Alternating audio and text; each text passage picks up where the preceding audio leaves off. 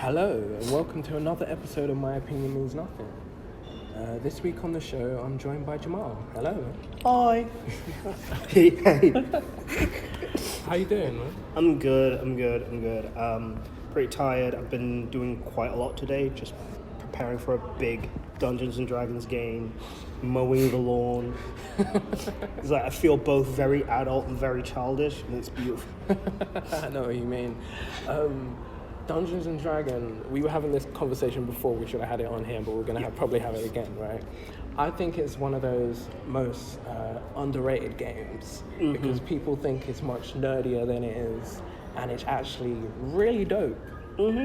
Yeah, the way I see it, and I know that I really shouldn't be like putting on my liberal arts graduate hat and then just try and like write a whole essay about it, but it is it is definitely the nerdiest game there is. Oh yeah, 100%. Simply because, like, the amount of investment that you'll actually put in. So, like, in order to just get the rules, you'll have to shell out 20 quid for the rule book. Yeah. And then on top of that, there's not just one rule book. You need the Dungeon Master's Guidebook. You need the Player's Handbook. Yeah. You need the Monster Manual. You need some dice. You need some dice. You might need some those counters for the figurines, you know? Yeah. And then you have to spend... Playmat. Oh my days, yeah. Yeah, it's a lot, like, and the amount of dedication it goes into, I would make fun of myself. Like, younger me would just be like, did you just spend that much? But luckily, because our Lord and Savior, Tyrone Lewis, honestly, the man is an absolute G. He basically gave me all of the stuff I need to know and PDFs of all the books. So basically, I just had to print them off, and I've saved so much money. It's so much. Oh, PDFs do save lives. I've literally saved like 200 quid because of Tyrone. Like, I honestly don't know. It even got me a Dungeon Master screen and everything. Like, I'm honestly like, I'm in awe at how good this guy is to me. So, do you do like regular campaigns, or is it just like one-off whenever? So, I try to do as many campaigns as possible because I have a really good understanding of the rules. But because I've spent so much time researching it, that's the only reason. So, I've spent more. So, I've only played like 2-3 campaigns in my life, and because I care so much, it means I really put my all into it, but also because I'm really shit at rolling dice. I was a fucking liability to my team. So like that's kind of the beauty of it, but the problem is like it's the dedication. Yeah, like 100%. Like getting people to actually show up regularly to play Dungeons and Dragons, and also like you're not going to be like playing a quick game. It's not like Battlefield or whatever. It's at least 4 hours. You're in there for Minimum. a solid day. Minimum 4 hours at least. Like, I remember my first game, and I played with one of my mates. They do every now and then weekly or fortnightly campaign, but they do a regular one where it's a continuous story. But when I jump in, I just play like one-away characters. It's the most fun I ever had. Like, because it's even better because my best friend is the Dungeon Master. So like, while we're chilling, like, while I go around to chill with him, so we're smoking up, we're chilling. When he's telling me about the story, I'm like, cool. That's the story, right? He's like, what character do you want to play? I was like, I'm not sure about characters. He was like, I think you should play this character. I was like, yeah, I'm cool with that. I think my character that I play mostly for one-away characters, but it's a regular one-away. He is a human fighter. His name is Sam Young. Nice. And he has loads of different brothers. He was adopted. His parents were killed by goblins, I believe. Oh shit. And then he was adopted by the king of kind of that faction, that area, and then now he was raised as a knight, and he's just this cool guy. Nice. Sam Young. I really like have a lot. Like, fighters are a lot of fun to play with as well. Oh my gosh, yes. I get to just destroy things. just punch things.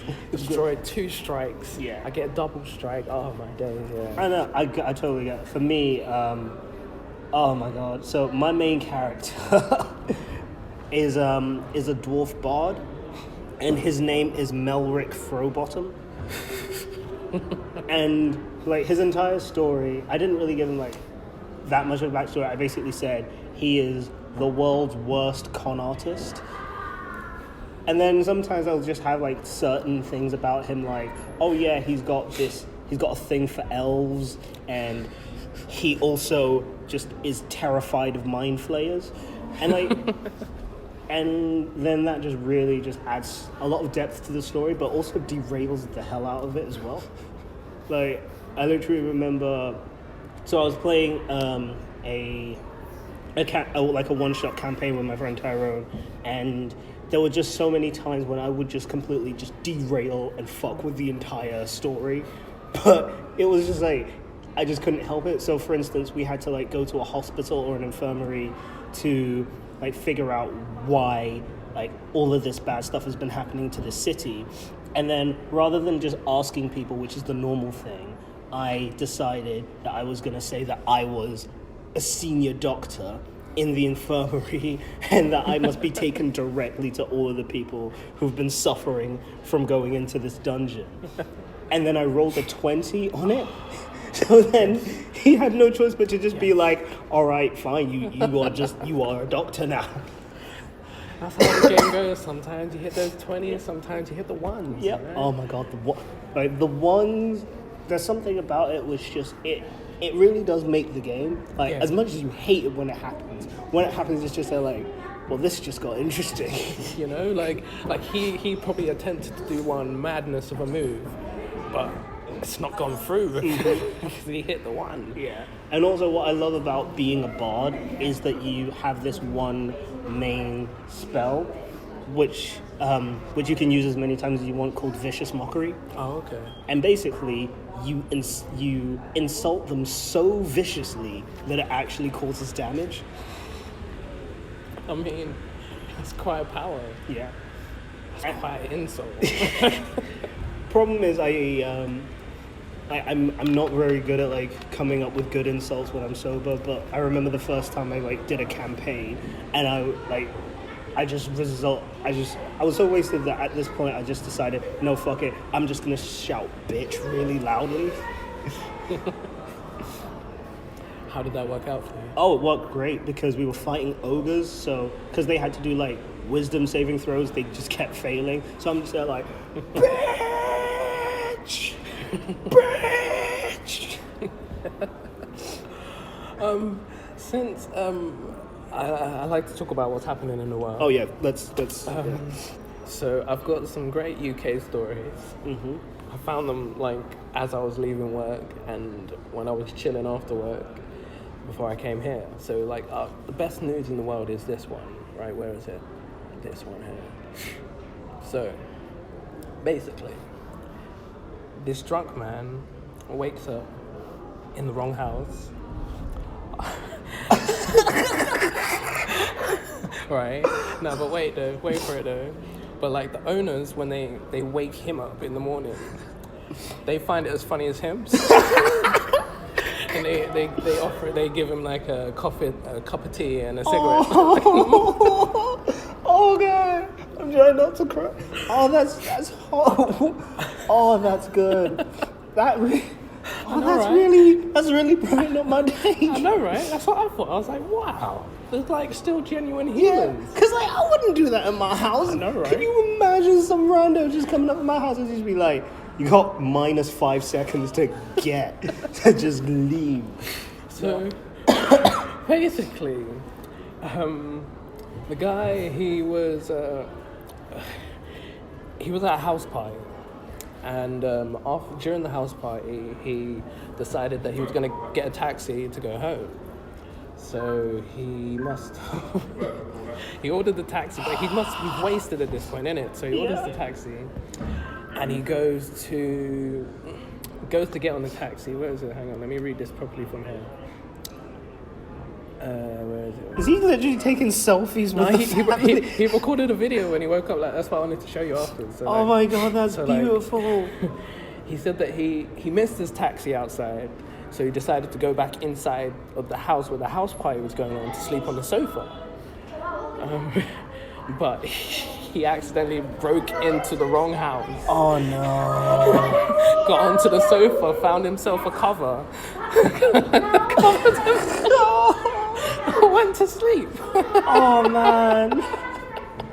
It was actually the house next door where the party was going on. No. Oh man, no. I feel for him so much because there have been times when there was one time when I was at a house party and I was like 16, and then I needed to go back to get my wallet, and then I knocked on the wrong door, and then there's just this 6-foot-tall rugby white dude just stares at me. He's like, "I got kids sleeping. What the fuck you think you're doing?" And I'm just like, "Oh, please, I'm so sorry. Wrong house. Oh man. Oh. No, that's terrifying. That's just so.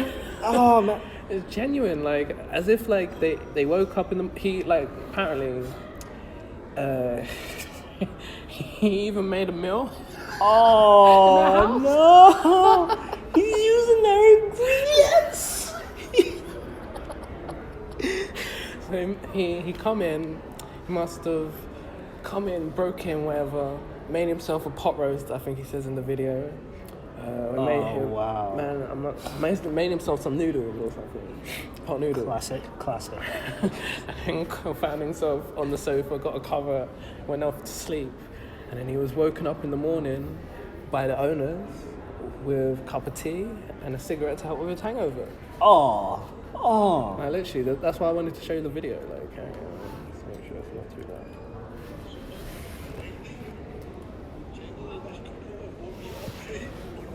Right. This is absolute gospel, right? This couple have woke me up, right, and went, "Who are you?" Right? And I'm like, "What was at this party last night here?" And they're like, "Birthday party?" I'm like, "No, there was. I remember the northern lights, right?" And he went, "No, just there's no party here last night. You just woke up for a couch, right? So I'm waiting to get a taxi last night. Gospel. I'm waiting to get a taxi last night. The taxi's left, and I've committed arrangements. Got a cover, went to sleep. And this couple woke me up this morning like that. Aww. Who are you? Was it covering me or something like that? So what I've done is, instead of getting back into the party, I went into the house next door. And thank God, this woman's from Glasgow, so she's like, "We're welcoming. Cup of tea, you fag." Oh, humanity, man. The party was next door. The party was next door. No danger. They're like, you've woke up and there's a pot of noodles. I must have made myself. Honestly, thank you very much for being so understanding. Oh. That is some of the best news I've seen. It's genuinely beautiful, right? Yeah. Man, I haven't. Oh. Yeah, no, it's weird. Like, it's one of those times I'm just letting it, like, wash over me, like, humanity. Yeah. Like, it's good. It's literally the best thing I've heard. It's literally number one in the UK on the Metro website. So that's why I was just like, as if. Like, you don't hear stories like that. No, you really don't. Like, people don't share things like that. Not nowadays. Like, people, like you said, like, if I woke up, someone was downstairs on the sofa in my house. Yo. Yeah. Like, First and foremost, you would have had to get through the alarm, and you woke up on the sofa. there's a lot you'd have to deal with, and then, like, it's weird because, like, even when on, like, the sidebar, I even saw, like, there was news stories, and I was thinking, this is stuff. This is just pure evidence of the news. A lot of the time is just designed to get us angry and just incense us. Yeah. And, like, I get it. I'm not okay with it. I get it because, like, they need to sell ad revenue. The only way they sell ad revenue is by making people click, and the only time you click is when you're pissed off. But Yeah, exactly. Or when you read it, you're like, what? Yeah. No way. As if that's happening in the world. But, like, funny, like, we mentioned that because I found out, you know how there's always those crazy stories of Florida Man? Okay. I found out why, Okay. and it's actually a really cool thing. So basically, Do you say Florida man? yeah, you know how like there's always that story of Florida man, like Florida man puts his balls in the microwave, or like, okay, that didn't actually happen. That did Right. not, but like, Wait, what is Florida man? okay, so Florida man is a mythological being Okay. from Florida. Okay. Where basically some guy from Florida or some woman from Florida Okay. will always just do some madness. Like if you literally just Google Florida man Oh, and then will do. check the news, it'll just be so many things. I guess that's why we invented Google, Yeah. right? Florida man. My personal favorite story is Florida man breaks into jail so that he can hang out with his friends. So it says here that Florida man is an internet meme popularized in 2013. That rhymes. In which the phrase Florida man is taken from multiple unreleased news articles describing various actual people who hail from or live in Florida. The meme calls attention to Florida's supported notoriety for strange and unusual events. Interesting. Yes, and they get really, and they honestly get crazy, and they never really get old. Okay, so let's read this one. It says 60 times Florida man did something so crazy, we had to read the heading twice. All right, cool. Yes. Let's figure it out. Number 1. Florida man wears a "fuck the police" t-shirt in court and wins a case. Yes, Florida man. Yes, Florida man. Strikes again. Yes. What? With the swiftness. All right. Oh man. All right, so number 2. Florida man attacked during selfie with a squirrel. Wait, what? Florida man attacked during a selfie with a squirrel. Yeah, he took a selfie with a squirrel. I don't know if. And then the squirrel attacked him? I think so. Maybe. Okay. Huh. Maybe. I don't know. That's a less interesting one than the fuck the police one. Not gonna. Number 3. Florida man in no seriously. Florida man in no seriously. I have drugs. T-shirt arrested for possession of drugs. I mean, say what you will. He's not lying. He ain't. So basically, the reason like it gets so unusual is because in the state of Florida, they don't have a law which basically keeps the news from like basically getting police files. I see. So basically, we would have all the same crazy police files happening in London, Yeah. but because our police just won't disclose them, either because they don't have to, because they don't want to, and there's no legal obligation for them to do that. So if it's a slow news day in Florida, they'll just go to the county police, and then they'll be like, "So, what you got for me?" And they'll be like, "Well, this guy done did this." And they're just like, Florida man strikes again. Yeah. Florida man steals a car, realizes a baby is in it, drops baby off safely, and makes his getaway. What a fucking gentleman. I know, right? What a Florida gent. man. Yeah.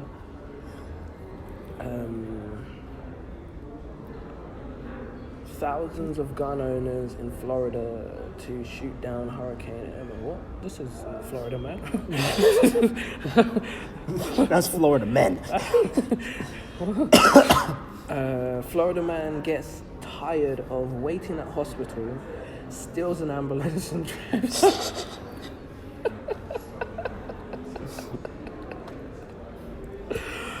Oh, this is brilliant. You found giving me a new news thing I can do. Like, It is, yeah, it's real, it's good stuff. It's good. wow, I've actually never heard of Florida man. Okay, so springing off from Florida man and crazy stories. It Is there an app opening up? Yes, there is. So, a Japanese science professor made students produce MDMA. Yes.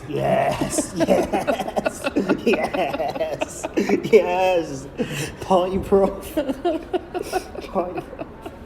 So, story goes, a Japanese science professor could face jail time after being accused of getting his students to make the drug MDMA. I can't say his name, but he's 61 years old. Tatsunori Iwamura. Okay. That's the professor's name. He's 61 years old, and he admitted the allegation and said it was to help them learn. I mean, wait. If he's a chemistry professor, Yeah. Okay. You know what? I'll give him a pass on this, because even though like I have friends who did study like chemistry and stuff, and usually there is no need whatsoever for them to be cooking Molly. Yeah. At the same time, I'm like, you might learn something from it. I mean, guess so. Like, I mean, look at this economy. Like, what else are you gonna do? People love to party. I mean, like, talk about teaching kids like stuff that they can use in real life, you know? Yeah. It's really hard. It's really hard looking at that article, because on the one hand, I'm like, man, you are like, to be a professor, you need like a PhD. Exactly. I mean, I've met a lot of people with PhDs who are kind of dumb, but still though. I mean, he works in pharmaceutical studies. This is now starting to sound like more and more sensical. Like it's starting to make more and more sense. At the Matsuyama University, this one? Matsuyama University. In southwest Japan. He said that he acknowledges that he knows that it's an illegal substance, and he just it was a permit. It is that he needed to make the drug for academic purposes. And I'm guessing he didn't have a permit. No. Well, that's just a rookie mistake. Like that is no. I've lost all respect for him, because I mean, that's dumb. Like Yeah. more than just cooking, cooking Mandy. Like cooking Mandy when the law states you need it, because you could Google that. You could just be like, hey, do I need? Because like It's like kind of doing like health and safety before doing an event or something. Yeah. And also bear in mind, like I know, like because, I mean, what other black man isn't low key obsessed with Japan because of years of anime, but like. I know like the Japanese laws when it comes to drugs, and they're really strict. I can imagine they probably are. Yeah. Oh, like you can face like 6 years of jail time for like possession of a little bit of weed. Whoa. Like it is, like they are really strict on everything, and so I just feel like if you have lived in Japan and were born there and knew like the kind of climate they had with drugs, I'd expect you to just know. Especially if you're like kind of a professor at a university. Yeah. Like, I assume like it's not your first day on the job. Exactly. So like apparently 11 former students are suspected of producing MDMA in 2013. That was the case. The MDMA they made has not been found. So there's that as well. The professor's also been accused of making the cannabis-like designer drug 5-FQUPIC. Yeah, Jesus Christ. So his case has been compared to the hit drama Breaking Bad. Yeah, fair enough. Chemistry teacher. But I'm sure there'll be like a true crime documentary about this very soon. Mm-hmm. I'll be looking forward to watching it. Speaking of like Japanese true crime. So I was watching this. There's this one video on YouTube which tells you about all of the about some of the like most notorious like robberies that have happened, and there was one which I'm not gonna lie is the greatest heist I've ever heard. and I really hope they make her. The greatest. What heist is that? Okay, so basically, it was either in the 1980s or the 1990s. Okay. And so these bank robbers were called up a bank and then told them repeatedly, "We're gonna rob your bank on this, like, soon. Like, we're gonna rob your bank. We're gonna rob your bank." They kept saying it. "We're gonna rob your bank." So what they then did was when they were just getting a shipment of people. I actually don't even think it was a bank. I think it was a regular company, and they were just saying, "We're going to rob your company." Okay. But basically, when the bonuses and pensions and salaries of like 640 or even more than that employees were being transported, one of the robbers dressed up as a police officer and then said, "Hey, get out the car because, we need to check if this car is suspect." And they thought, fair enough, because we've been calling the police because these people wanted to rob us. Yeah. And then the police officer's like checking it, and then smoke starts coming out of the car, and then the police officer is like, "Get out, run!" And then they all just like run behind a corner because the smoke makes them think the car is gonna blow up. And then they're waiting, and then they realize, oh, the car hasn't blown up. Where's the explosion? Where's the police officer? And the police officer's just driven off with the car with all the salaries and all the money. No one got hurt, nothing happened, and I was just there like, oh, that's good. They still haven't found the guy who did it. Oh, well. I'm just there like, props. I mean, when they maybe find him or like kind of get more lead, like, I don't know, they probably need to find him or like more information. No, they don't need to find him. They made a Madeleine McCann true crime documentary. Yeah. They don't need to find him. They could just give you all the information, the groundwork behindhand, what he may be done, and the criminal analysis of his mind in the concept. Like, but honestly, it is probably my favorite crime story because it's just so simple and so peaceful as well, so polite. What about? I think this was one of the first kind of true crime documentaries, other than Making a Murderer, that I watched. It was the one about the collar bomb. Oh yeah, the one. Oh yeah, I've heard of that one. The pizza delivery guy. Yeah. Yeah, that's depressing. Yeah. that's so I only read the Wikipedia page for that, but like, it's just when I found out he was just an innocent guy who just got roped into this, and then That's what I mean. the shit blew up anyway. I was just there like, fuck. That's the thing. When the story unfolds, it's kind of like it kind of gives you that question: was he just so innocent in the thing? Because oh, my voice. Like, because he was like smiling in the CCTV. Maybe it's because he thought the bomb wasn't going to go off and stuff like that. But then it's just kind of more about the mastermind behind the scenes of it, like the people who put the job together, and how like one of the guys who was involved in it, he basically told the police that it was someone else, that it was his next door neighbor. And basically the way how they got the jump on it was because they had, I think, the old guy's body. Okay. After no, they didn't, because he blew up. They killed someone, and I think she must have killed her husband or something, and she had him in the freezer. Either she killed him or he killed him, because although he was tattling on her, at the same time they were actually slyly friends. Okay.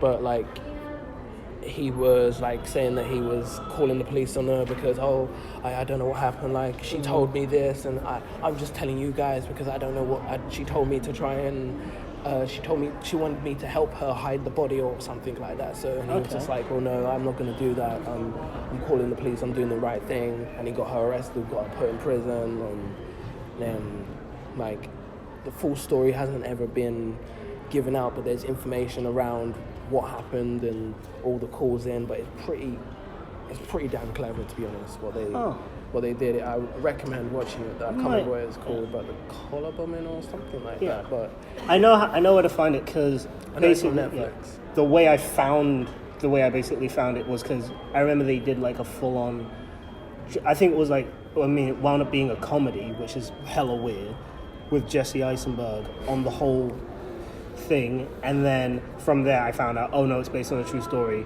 and the guy actually died. And it's way more depressing. But it's pretty interesting though still. I'll definitely give it a look, because I'm trying to get more into documentaries these days. Have you been watching the whole, I guess, epidemic of true crime documentaries? See, I don't watch them as much as I should, because, like, on the one, I don't know. Like, there are certain documentaries I really do love, like nature ones, love. The true crime ones, I tend to just find out more about the criminals themselves by, you know when you go on those massive, like, Wikipedia rabbit holes? Yeah. Like, that's my thing. So, like, I will learn about Ted Bundy's entire life just from his Wikipedia page. and also, like, my girlfriend watched a documentary about him, and oh my god, Ted Bundy was, I don't want to say fascinating, but he is literally, like, a villain. Like, he was the most villainous person. See, that's the thing. I hear lots of mixed things, like mixed reviews from the Ted Bundy documentary and the whole case in general, to be honest. Yeah, so from what I was told, it kind of goes like this. So they were talking about, so from a young age, they always noticed that he had a certain disconnect from everyone. Okay. Because even though he was a nice kid, it was more that he tried his best to portray that he was normal rather than he was normal. Like, you know when someone says, I'm normal way too many times, and you're like, you're saying I'm normal way too many times. And then it sort of continued. But what's really interesting about him, and this is why he is such a villain, is like just what he did. So for instance, he studied psychology at university. He then got into politics, and this is the scariest thing about him. And this chilled me to the bone, is that when he was working in politics, one of the things he was doing was sort of working with the police to basically help with their new division to curb sexual violent crimes. Mm-hmm. So basically, he was basically learning about all of these different, like, black spots that the police weren't able to get to in time, where they were failing, because they're like, we need to fix this problem. He's like, oh, so there's potential victims there, and I'm just there like, wow, Ted, wow.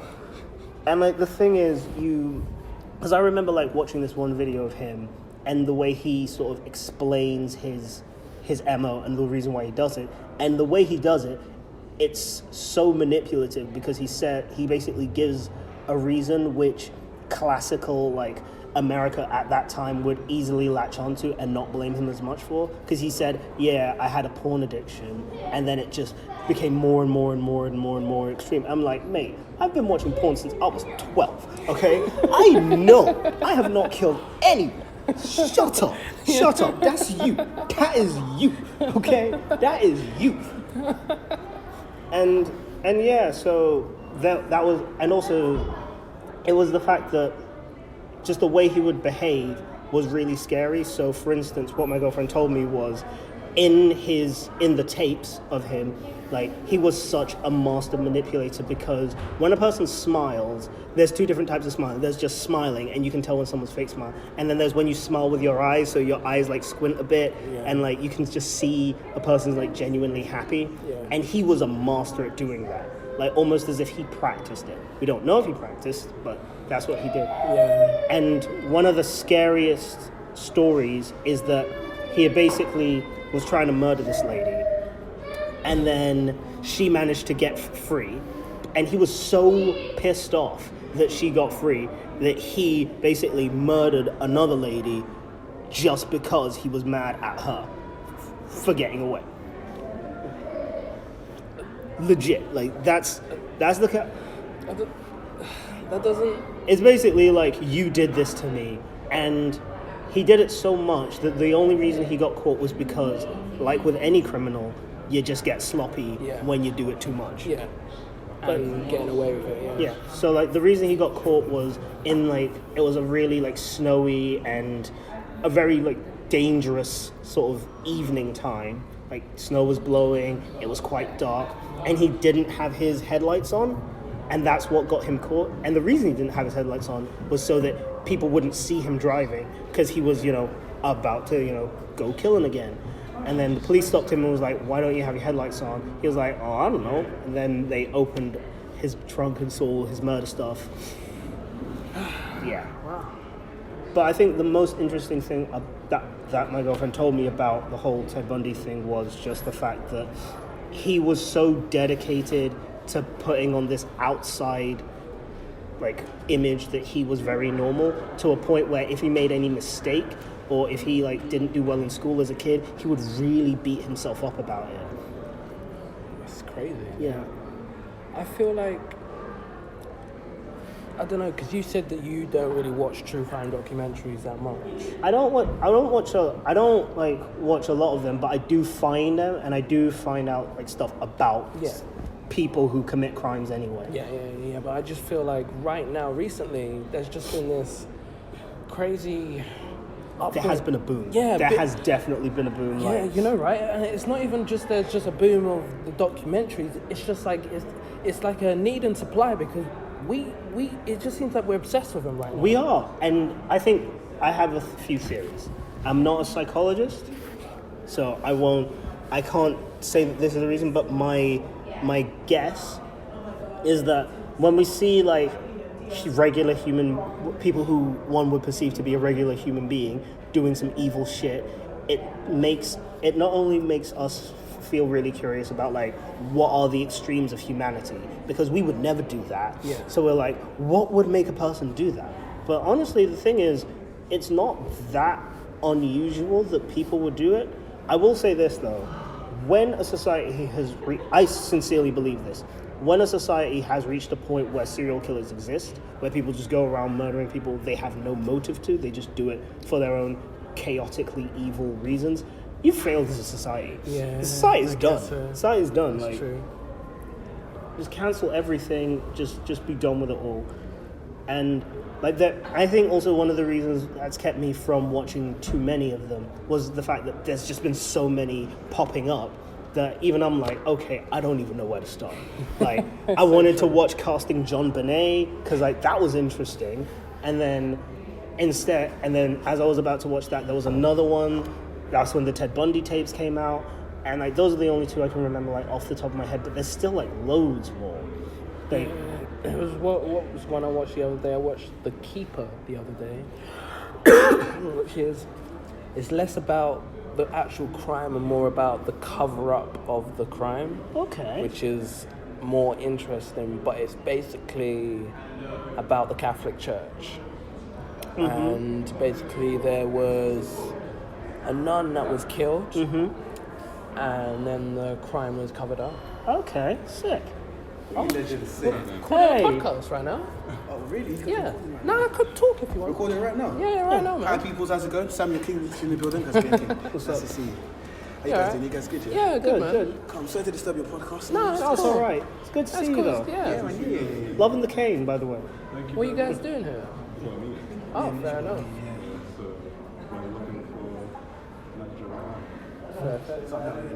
Oh, Cool. Enjoy your meeting. See you later. Put in a good word for me. So yeah, that was Samuel King and Solomon the Wizard. What was I saying? True crime documentaries, obsessions. I can't remember this whole train of thought. You were talking about the cover-up, and it was The Keeper, right. So the cover-up was basically... It's so big because it's there's levels. It's levels, yeah. So let me try and explain this the best I can. So it's all based around this school called Kiel, I think the school was called. Mm-hmm. And it was an all-girls school, a church school, run by, obviously, the Catholic Church. This is already... I can already just hear, the potential crimes that can... Yeah. So because it's kind of told in the third person, because someone's talking about it after the events, but she's talking about her story, but then it's kind of connected to the whole bigger story. Okay. So it's kind of like, it's more about this girl was sexually abused by one of the priests at the church school. But then during the sexual abuse and what happened, like there was also a killing. But the killing happened, the nun was killed because that nun was like kind of the youngest nun that was there at the time. Okay. And also like the students felt most comfortable kind of talking to her about what was going on and stuff like that. So like obviously she was also more vigilant because she was younger, so she was seeing certain things going on, and like she was obviously drawing one or two conclusions, and kind of no one was coming to her, no one was saying anything, so she didn't have any time to like kind of ask anything. But I think the main girl who's talking about it, she says that she came to her and said, like, is something happening, like, shouldn't be happening? And she was just like, no. And she was like, no, come on, you can tell me. And then she told her, and she was like, all right, cool, don't worry, I'll get it sorted. I'll sort this out. And then she died. Yeah. Yeah, that's a spit. No, then, that's some bad juju right But there. then also, there's the switch up, like, she was kind of, so the priest also is kind of, but it's kind of bigger because as the story unfolds, you find out that this priest who was moved to the school Kyo, before he was there, he was at another school. I can already tell where this is going. And like, if I'm trying to fast forward back, but basically, when they took it to trial, or where she tried to take it to trial, she was told by the Catholic Church that they can't take it any further because there's no one else to corroborate her story. Okay. So she was like, oh, all right, but they said to her, if you can get someone else to come forward, then obviously then we can talk, but without this corroborating story. And you find out at the end of the documentary that basically this priest was moved originally from this other church school, which may have been, I think, an all-boys school or something. And he was there, and he was also molesting this young boy there. Oh, do you hear a phone ringing? No. Oh, really? Because I called it. I called it. I was like, and yep. Then, oh my god. And then, but the only difference was in this school. The boy kind of one day after it was going on for a while, he came home and told his dad or his mum, and his mum next day went up to the school, went to the headmaster, and was like, "Look, my son's telling me this. Like, what's going on?" And obviously. And he was like kicked out of school because he refused to, because he started telling the other kids, you need to watch out for this priest, didn't it? Okay. So like obviously the priest was like, oh well, if you're gonna do that, then I'll fuck up your career. Like he was in varsity teams and shit like that, and he kicked him off all the squads. Wow. And then suspended him. And obviously once his mum got wind of the news, he obviously told his mum about it. Boom, he got kicked out. He got reinstated, and the priest got moved from that school to Kyo. But instead of like them disciplining the priest at the time, they acted like it never happened and just moved the priest to another school as if like it was gonna be any different. And then the reason why he was able to get away with the one at the school Kyo for so long was because of he was, as well as him being the priest, he's like Bundy, he studied psychology. So like he would like have certain, obviously girls would come in for confessions and stuff like that, and when he heard like a girl that would tell him a story of a relative has been sexually abusing me or something like that, because he would then use that information and lord it over them and get them to do things for him. Wow. That is evil. I know, right? That is wow. Wow. Yeah. Damn. Yeah. Okay. I recommend it as a documentary to watch because it was like the story is like. I might actually really want to check that out because because I'm also writing a play. Okay, cool. And, well, I wrote a play. Cool. And it's called Six of the Best, and it's... I wanted to write an all-female play, and, like, it's set in an all-girls school where a murder does happen, Yeah. but this story is way more interesting, and for lack of a better word, I would love to read it to, like, learn more about, like, just how to write a better true crime story, because in the one I wrote, it's okay, but this is a harrowing story. It's a crazy story. There's so many levels. It's even like to the way how she was found. Like, so like the main girl who was abused, when she's telling the story, she tells the story of how after the nun had been called out that she had gone missing or whatever, that she hadn't been found or whatever. He obviously calls her to the school and say, if you want to see her, I know where she is. And That's terrifying. He took her to the woods, apparently, from the recreation and what she told us in the documentary. He took her to the woods, and he took her into this middle of nowhere, and there was just this body.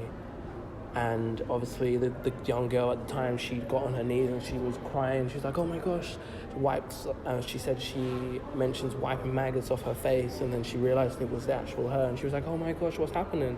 Why is she here? Is she dead? Oh my gosh.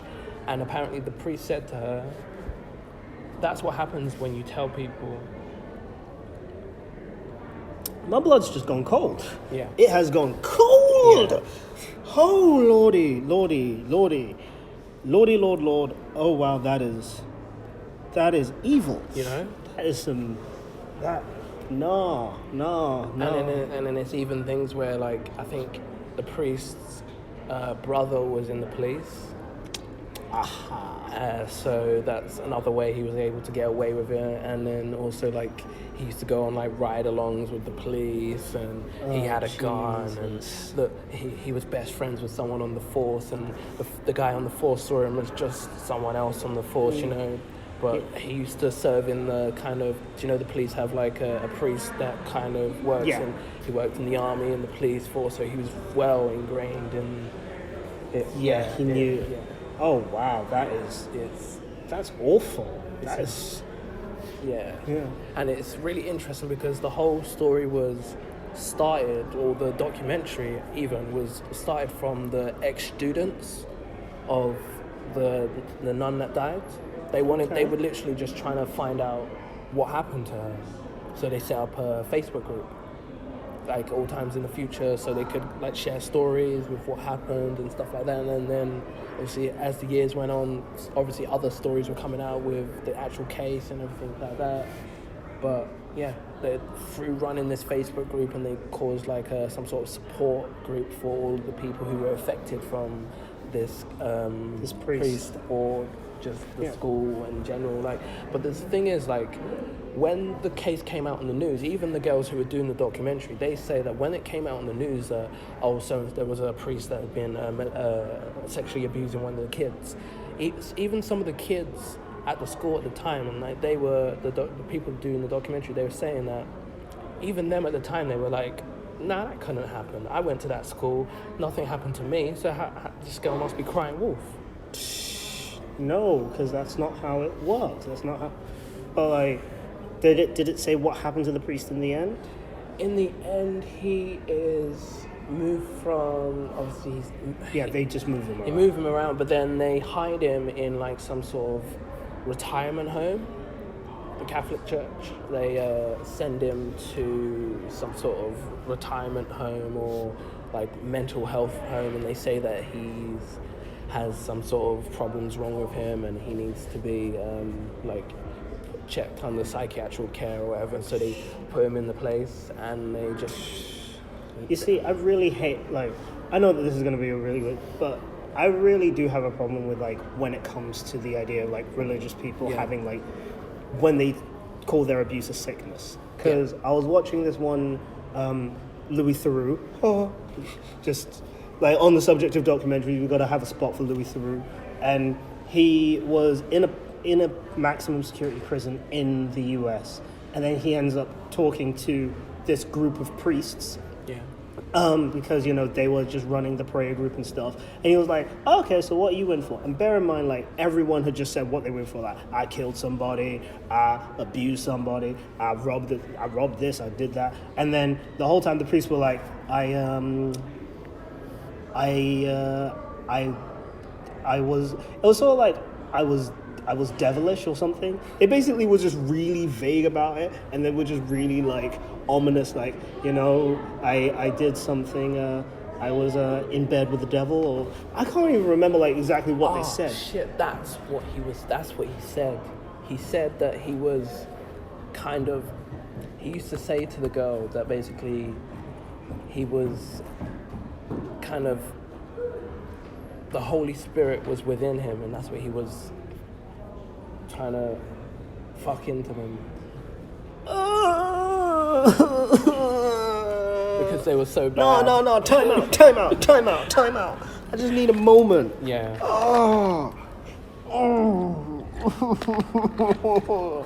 He said that I think even in the documentary, he says that the reason why he doesn't say anything about it is to protect the church. No. I'm gonna need to go home, take another shower, a bubble bath as well. I'm gonna need to go to Lush. This is. I have to scrub this sin off. No, I don't think I can. Also, I'm quite squeamish when it comes to this kind of stuff. Fair. Like, it's really hard for me to. It depends on what it is, and this is why I think I actually do prefer like reading it on Wikipedia, is because I have a lot more distance when it's just text. Because I'm reading like, oh shit. Yeah. I'll put this down for a second. Because I realized, because I've read, like, reading Game of Thrones and stuff. Oh, okay. What's that like? Okay, so long, just long. And then when they talk about all the evil stuff that some of the male characters do, even though I'm like, that's awful, it's never as bad as like when I'm watching a documentary and it just ruins my day.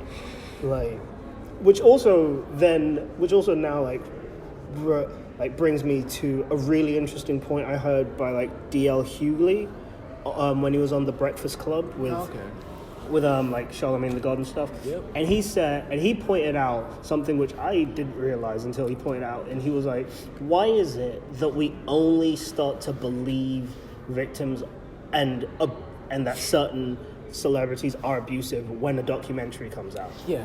Like, because we've known that R. Kelly has been doing what he's doing for like 15 years. Yeah. The Boondocks made a whole episode about what he did, and they didn't even sugarcoat it. They were like, he did that. Yeah. He did that.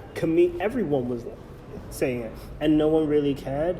And then when a documentary comes out, now he's in trouble. Yeah. Same with Michael Jackson. Like, everyone, I'll even admit to it, I didn't really believe it at first, and then the documentary comes out and I'm like, oh no, he did it. I mean, I don't know. It's a weird thing. It's a weird one, yeah. And I think, I don't know, like, a part of me feels like maybe it has something to do with the fact that we, especially with our generation, we've just become so accustomed to believing TV and believing what we see on the screen. And especially a documentary is something we think it's going to be factual. Yeah. And it usually is. Like, it rarely isn't factual.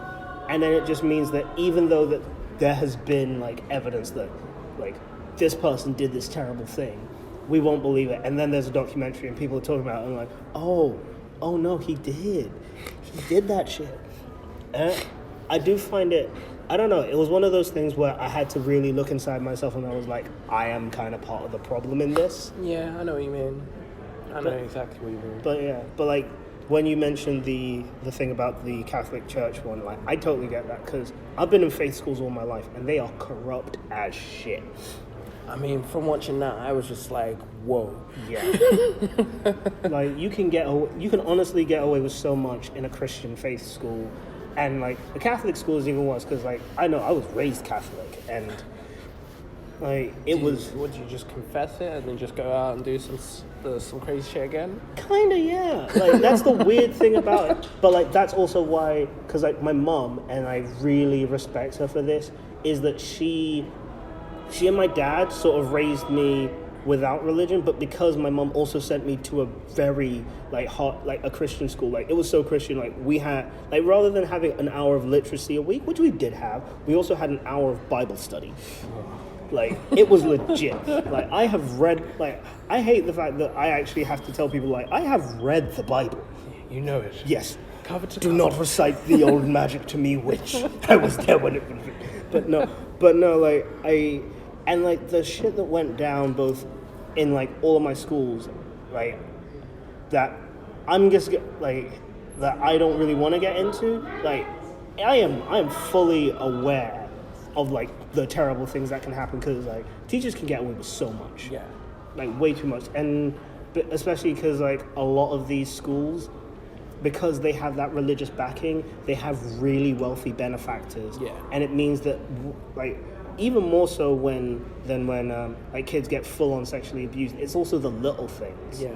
It's the little things that really just no one really thinks about, like, when students, like, for instance, in my primary school, I was, like, the only black kid. Okay. Well, there were other black kids, but I was, like, the only freshie. Like, I'm gonna call a spade a spade. I was the only freshie, and my mom, like, for instance, like, all the other black kids, they would conform, they would have sandwiches at lunch. I'd bring in the jollof rice. And everyone's just like, oh man, you've drawn attention to us.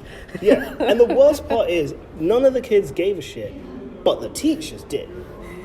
And it was so weird, because, like, so, like, my mom, like, really tried to raise me without, like, taking me to church, but because I kept going to faith school, I kept being like, Mom, it's Sunday, we should go to church. And then she was like, oh, fine. Fine. But yeah, and weirdly enough, because, like, I also get why, because my mom was Christian, but my dad was Muslim. So they kind of agreed, like, we're just not going to bother. Okay, I hear that. Then they divorced, and then they both found God. So then my dad tried to raise me Muslim. And then for the one weekend that I actually did spend at my mom's, she was like, we're going to church. And I was like, why? Like, you hate church. You've never wanted to go to church. Why? Things have changed now, boy. Yeah. So yeah, it's I don't know, like, that's Interesting just upbringing. So that must have been interesting. Two different worlds of influences. Yeah, both mental. Both, like, the one thing I've learned about being raised both Muslim and Christian is both of them suck. They're like, have you ever seen It's Always Sunny in Philadelphia? Yes, I have. Okay, Yes, I have. like, they're like the McPoyle family. They all suck. They all suck. And they're just like, no, we are pure, we are this, we are that. I was like, no, you just all suck.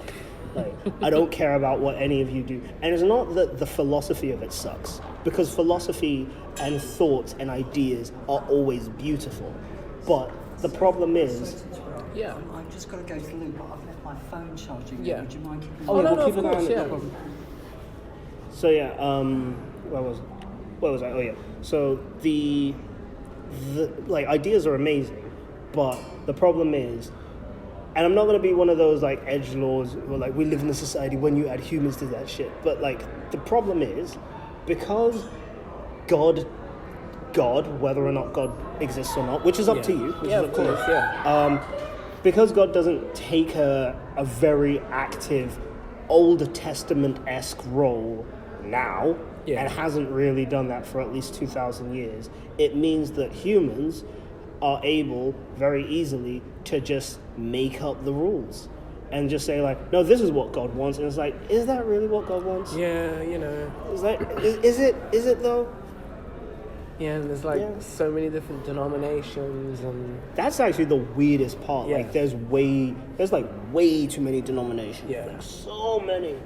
doesn't make a lot of sense to me. No. I mean, I believe in a higher power, I believe there's some sort of higher power that bonds us all together, but I don't know if it's God 100%. Yeah. Here's how I'd say it. I'd say if there is a higher power, or if there is a higher being, all of the religions are wrong about it. Yeah. Or, and this is a classic like thing we learned in philosophy, is that it's basically the best way to explain it is with the story called Six Blind Men and an Elephant. Have you ever heard of that?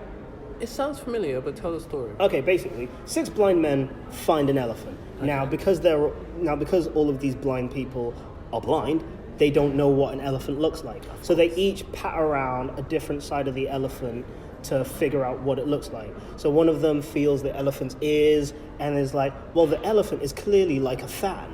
One of them feels the elephant's tail and is like, well, no, the elephant is like a rope. One of them feels the elephant's leg and it says, no, the elephant is kind of like a tree trunk. One of them feels the elephant's like body and is like, no, it's more like a wall. And then one of them feels the trunk and says, no, it's more like a snake. One of them feels the tusk and says, no, it's more like a spear. Now, individually, they are all fucking wrong. But then, at the end of the story, you sort of see this picture of an elephant made with like fan ears, spear tusks, snake trunk, wall, body, and all that stuff. And then you're like, okay, that doesn't look like an elephant, but it looks enough like an elephant. Yeah. That if you saw it from afar, you'd be like, oh, that's like a makeshift elephant. Yeah. And I feel like that is the positive way of looking at religions, where all together, if they all work together and just set aside their differences, their similarities would actually make the best concept of not only how to live, but also what the best idea of a higher power would be. However, naturally with humans, we love supremacy. We fucking love that shit. We always want to be top dogs, so we just end up saying like, no, fuck you, our religion's better. And it's like, no, we all suck. We all collectively suck. Yeah. And I kind of, if I were to believe in any kind of like concept of a god, it would have to be the universe itself. The universe itself and all that dwell within it, that is God. We are God and God is all around us, God is everything. Yeah, like it's... Because we're made up of energy, so it's just the energy that kind of binds the universe, because energy never dies, it just transfers. Yeah. And like, if that were the case, I'd be like, yes. But if God were to be technically the culmination of everything that has existed, past, present, and future, in the entire universe, people aren't going to accept that. But even though it makes the most sense, it makes more sense than anything else. So, this news that I found today. So, fuck it, I got a VPN. It says that UK porn sites are going to be blocked for you to be entered, but it's only from July the 15th. But the reason is it's not blocked. It's more. You need to do like an age check to get in. Okay. Because they're saying that it's... Where's the line that really made me laugh? Adult content is currently far too easy for children to access online. They're not wrong. They are not wrong. They are not wrong at all. Oh my god. So when I used to like work as a teacher, I would literally have like some of my students saying the weirdest shit to me. And like for instance, one of my students literally said to me, "Oh sir, do you know what getting brain is?" And I'm just there like, listen, if I say yes, that's weird. If I say no, you're gonna think you have the upper hand. But at the same time, why are you asking me this? Why? And then, like, I feel like that is the biggest problem with kids having such an access to, like, sexual content, is that they don't realize, like, dude, don't talk to your teacher about this. Don't talk, like, we're supposed to be learning French. Like, no. Like, it's not the right class. It really isn't. But I also think, and this is my main criticism with this kind of, like, law to be imposed, is that what needs to be done with it is there needs to be like a really good system of teaching sexual education and sexual health to kids. Yeah. And from my experience, 'cause Mine I- as well. It was yeah. I don't. Yeah, not just that, but also like working in education. No, like it is not done. And I mean, I just think back to what I got in school. It was what get shitter. It was terrible. It's They shit. showed us a video, I think I remember. Yeah. There was the one about, there was a woman giving birth, I think we saw that. They didn't really teach us about, they told us what a condom was, told us about, what's it called? The pill, Contraception. contraception. And the pill and everything, but bar that, it was like, I think it was one class, and it was when I was in secondary school. Yeah. And that was all I got taught. Yep. Okay, I will tell you, I will give you the exact reason for why it's so shit, and it's because legit teachers don't want to fuck with it. Like, Yeah. teachers don't want that. And I will, and like when, because I remember like my first teaching job was at a special ed school, and they needed to know it. Like, because like all of these kids, like they had like learning disabilities, they had social disabilities, and like they needed it like explained to them like really clearly, Yeah, of more course. than anyone. And then I'm just there like, and then as soon as like the teacher who I was working with mentioned it, I was like, I ain't doing it. I'm not like, even though I really need it to be done, I'm still like, nah, that's awkward. It's so awkward. Well, what about this, for example? You was in that chocolate poetry on Monday, was you? Oh no, I wasn't. So on Monday, I performed my sex poem at chocolate poetry. And do you know what? What? Performing a sex poem in front of a room full of strangers and people that you know is actually somewhat really freeing. I get that. It kind of feels like you're naked on stage. Like, you feel naked anyway when you perform a poem, but like... But you have that realization of, oh, I'm just naked. And Yeah. no one, like, Yeah. people get it. Yeah, exactly. It's like I'm naked and everyone else is in the room is naked because sex is something that everyone can connect to. Yeah. But I understand the kind of uncomfortability when...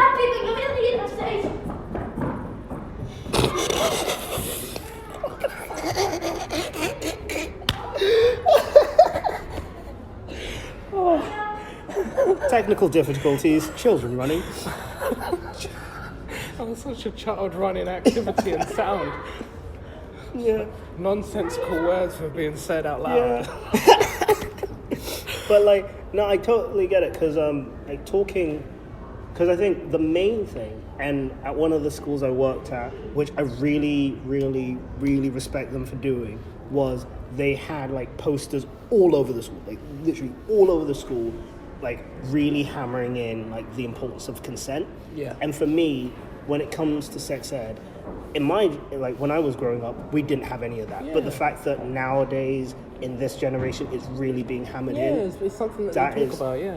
that is really good. But I think that's just in general, even with talking about like the true crime things, it's like watching like the R. Kelly documentary. I sat there and I was like, there's people who are R. Kelly's friends talking in this documentary talking about these events and stuff like that, and they're like, you know, he had a bed in the studio, and I was like, but bro, you're talking about it like 20 years later in a documentary. Like, why weren't you talking at the time? No, it's You true. know? It's true. I think ultimately it just boils down to one simple word: fear. Like, people are Yeah. fucking cowards, and especially when you are like taking Terry Crews as an example because he summarized it succinctly. But when you are black and in the even like, in fact, like let's fuck race. Yeah. Like not even race. But when you are having a really important job and you're making a lot of money from it, like you're working in the artistic realm. Yeah. Like everything is really difficult. You have to basically be as squeaky clean, and just being associated with something unsavory Yeah. is bad. Yeah. But what ends up making me really unhappy about it is just like, I think more, because I've only seen I only see like snippets of it, but like I feel like there should have been more of an admission of like, I as R. Kelly's friend really dropped the ball by Yeah, not you know? really like confronting him about this, because like I'm not gonna lie, I have friends who've done haven't done like things like R. Kelly has, but even like mildly terrible things, I confront them about it.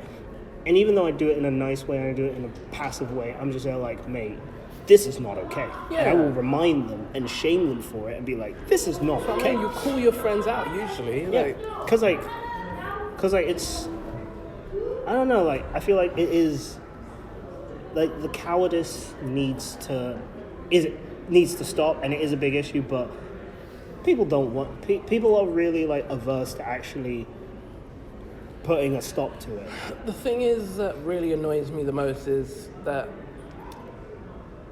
I'm sure people knew. Oh, no, they did. Definitely, and that's the thing that annoys me the most. People, like, these things that are coming out of the woodwork about things that happen in Hollywood especially, they've been happening. This has been happening for a while. I'm pretty sure. sure. No, definitely. Like, so the first time I ever got exposed to, like, just how bad it is was actually from Elijah Wood. Oh, okay. Because there was this documentary. It was either a documentary or an interview. But basically, Elijah Wood was talking about just how much sexual abuse he went through as a child actor, and it was awful. Like, really awful. He was saying stuff like, "You literally got passed around." And also, one of the producers of X-Men 2 was like a full-on molester. And like the problem was, like, people knew, but one, they, like, usually, because the people who they abused were people with really low standing, so they didn't have as much influence, so their word meant fuck all. Yeah. But also, all of their friends are like, listen, I am trying to get cozy up with this person who has all this power, and if I expose them, that means I end up having to put my neck on the line. Yeah. And it works, and it's not, in fact, even with the, fuck what I said earlier about, like, it even being in the artistic realm, in every realm. Yeah. Like, a person I know works for a company, and, like, I have to be, like, really anonymous with it because, like, if any, like, they've been really clear, like, I'm not allowed to, like, talk about this. But, like, they work for a company who's basically making other pharmaceutical companies a lot of money. Okay. But, like, these pharmaceutical companies are not passing on any of these savings to the people. And they make shit like insulin, which is, like, necessary. But, like, the thing is, if she blew the whistle and said, like, hey, you guys are saving millions with our company, but, like, I don't know, you're not passing on the savings, like, it's a madness. Yeah, it's a madness. I will keep it at that. That was vague enough, right? Yeah, that was very good. vague. Good. Yeah. It's like Adam Ruins Everything. That is the name of the show. Yes. Oh Adam God. Ruins Everything Like, is the tits. I was trying to figure out the name of that show on the weekend, and I couldn't think of the name, and it's just come back to me now. So Adam Ruins Everything. Do you know? Have you seen the episode about the glasses? No. So basically, there's an episode about the glasses where he tells us that basically there's one company that owns the whole market. Said the same thing, like, yeah. Yeah, there's. I mean, I saw an episode where he said the same thing about mattresses, and I'm like, that makes so much sense now. And it's like, it's even a thing like back, he said this best story that he told was about Oakleys. Do you know, remember Oakleys back in the day? Like, they used to be, like, when they first came out, it used to be for the everyday man because it was just a young up-and-coming company, and they started posting up in different shops and stuff like that. But obviously, this big conglomerate tried to buy them out. And they were like, and they were like, no, we don't want to sell, we're a good company, we just want to do this glasses thing ourselves. What the big conglomerate ended up doing was, because they own the whole market, all the shops and everything, they just stopped Oakley's being able to be sold in their shops. Shit. And then obviously the company went bust. They bought out the company then, and then resold Oakley's as these super expensive, fashionable glasses. So I don't know, if you look in like the early 90s, all the celebrities are wearing Oakley's and stuff like that. Huh. Like, wow. Because I've that is really shitty, but at the same time, because I've also found out I've been researching a lot about Amazon because I'm really trying to wean myself off Amazon. Why? Oh Amazon's god, great. Amazon is dope. I mean, like, Amazon is really convenient. Yeah. It's so convenient. Yeah. But so evil. Oh. So evil. Hey man, Jeff Bezos is a power man. Man, fuck Jeff Bezos. Man, fuck him. Fuck him. Bun him. I hope his wife takes more money. I hope she does. I hope she takes everything. I mean, they're kind of geniuses, personally, I believe. Like, It's not, I wouldn't call it as much of a genius move as much as it is, and I'm glad that you've seen It's Always Sunny. It's more like the tactics that Danny DeVito Frank uses. Okay, yeah. Because, like, he is just aggressive. So, for instance, here's what happens. So, if you run your own little company, yeah. and like, Amazon is a really good platform upon which you can sell your products. So, say you sell, I don't know, like, scuba diving gear. Okay, so you'll sell your scuba diving gear on Amazon, and then you'll be making quite a decent amount of money because a lot of people use Amazon. Carry on. And then what's going to end up happening is, after a while, Amazon is going to start basically also going to be buying some of your products. Okay. And the reason they're buying your products is because they are then going to replicate those products and undercut you, and then basically make your company go completely out of business. And they have done this a lot. Oh. Like, it is their, like, main business method in which they are, like, the only companies that don't get undercut by Amazon are companies which are literally too big to be undercut, like super corporations. And what ends up happening a lot is that you just can't really make money if you sell shit on Amazon. Okay. And not just that, but they're not paying any of their workers that well. So, and this is why I hate Jeff Bezos, is because he is hoarding so much wealth, and, like, none of it is going to anyone. It's like, because at first I used to think, no, Amazon are fucks with Amazon because, you know, they Went from a bookstore to this global, and I was like, and it's like, no, because they could have actually done all of that shit. They could have had Prime way sooner if Bezos was more willing to just not hoard all this wealth. I guess so, yeah. Prime only came out not long ago, did it? No, it came out, like, just as I got into uni. It came out fun. Like, they could have done it ages ago. They had the technology, they had the money, they had the funds, but Bezos essentially wanted to be the richest man on the planet. World, yeah. And the problem is, when you're the richest man on the planet, so the fuck what? Like, who can, like, if you, like, in the words of one of my favorite comedians, Kevin Bridges, he was like, why would you have 33 million pounds in an offshore account? No, if I had that kind of money, I'd put it in a current account and look at it. Yeah. Like, I would not walk past an ATM and like, just go into an ATM. Yep, 33 million. Everyone see that? Cool. And I'm just like, yeah. And, like, this is why I feel like there should be, like, a system if we are going, like, I don't like capitalism, and I think that the best way to sort of, let me rephrase that. I don't like capitalism, but I think that because it's so deeply ingrained into so many of our societies, like, the only way we're going to get rid of it is if we kill a lot of people. And honestly, I'm not okay with that. I am not okay with that, because if we try killing a lot of rich people, they're going to kill a lot of us. I mean, it's true. And unfortunately, as romantic as the idea of a socialist revolution is, I don't actually want my friends to die. Yeah. Like, I actually like my friends. That's true. So, I mean, aside from, assassination, what would be best is if every year there was a system where if you achieve the title of the richest person on the planet, you lose everything. Like, everything is taken away and you have to start again from scratch. And all of that money is redistributed. So if you are going to try and hoard all the wealth, fine, because honestly, I cannot stop you. It's not even like I agree with it, I just cannot stop you. But if you then end up hoarding that much wealth, it's then taken away from you, and then it's redistributed. And then that actually means that money goes into the economy, because that's the only way to make it work. That's absolutely crazy, but this is the world that we live in, Yeah, unfortunately. it's because, like, that's what happens when you have an like an unmoderated market, and I'm just there like, this is why it doesn't work. People are like, oh no, like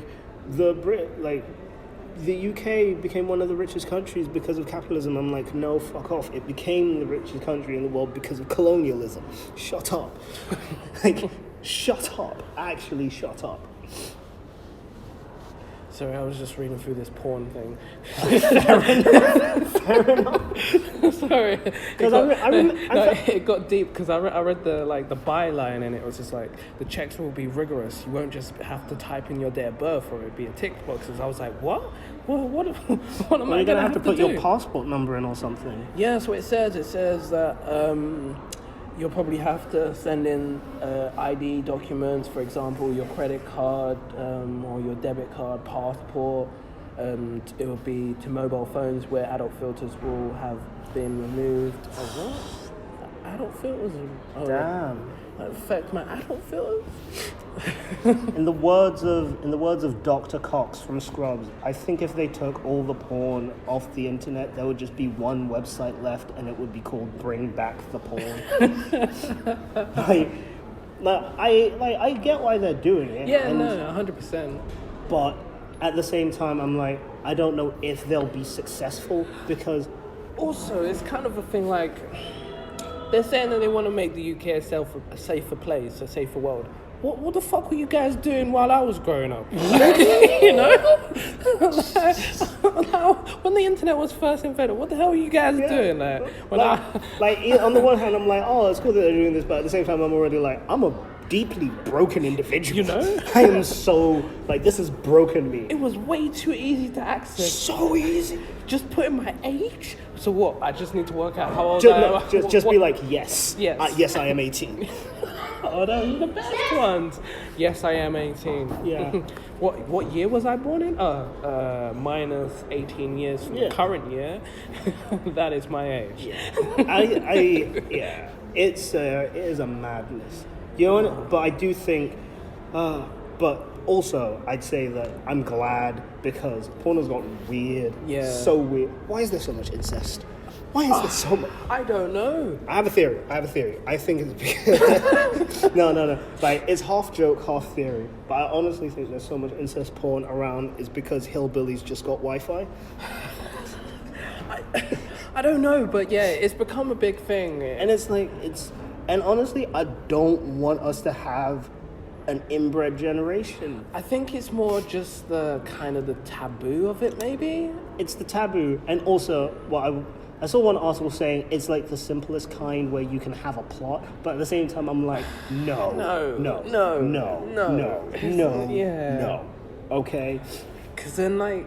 You know, like, person comes to fix your boiler, you have sex. Wonderful. Yeah. Person comes to deliver you pizza, you don't have money, bang. Fantastic. Don't have your rent, bang. No, that's too real now. Like, too many landlords are actually doing that shit. Like, it's not okay. No, that's true.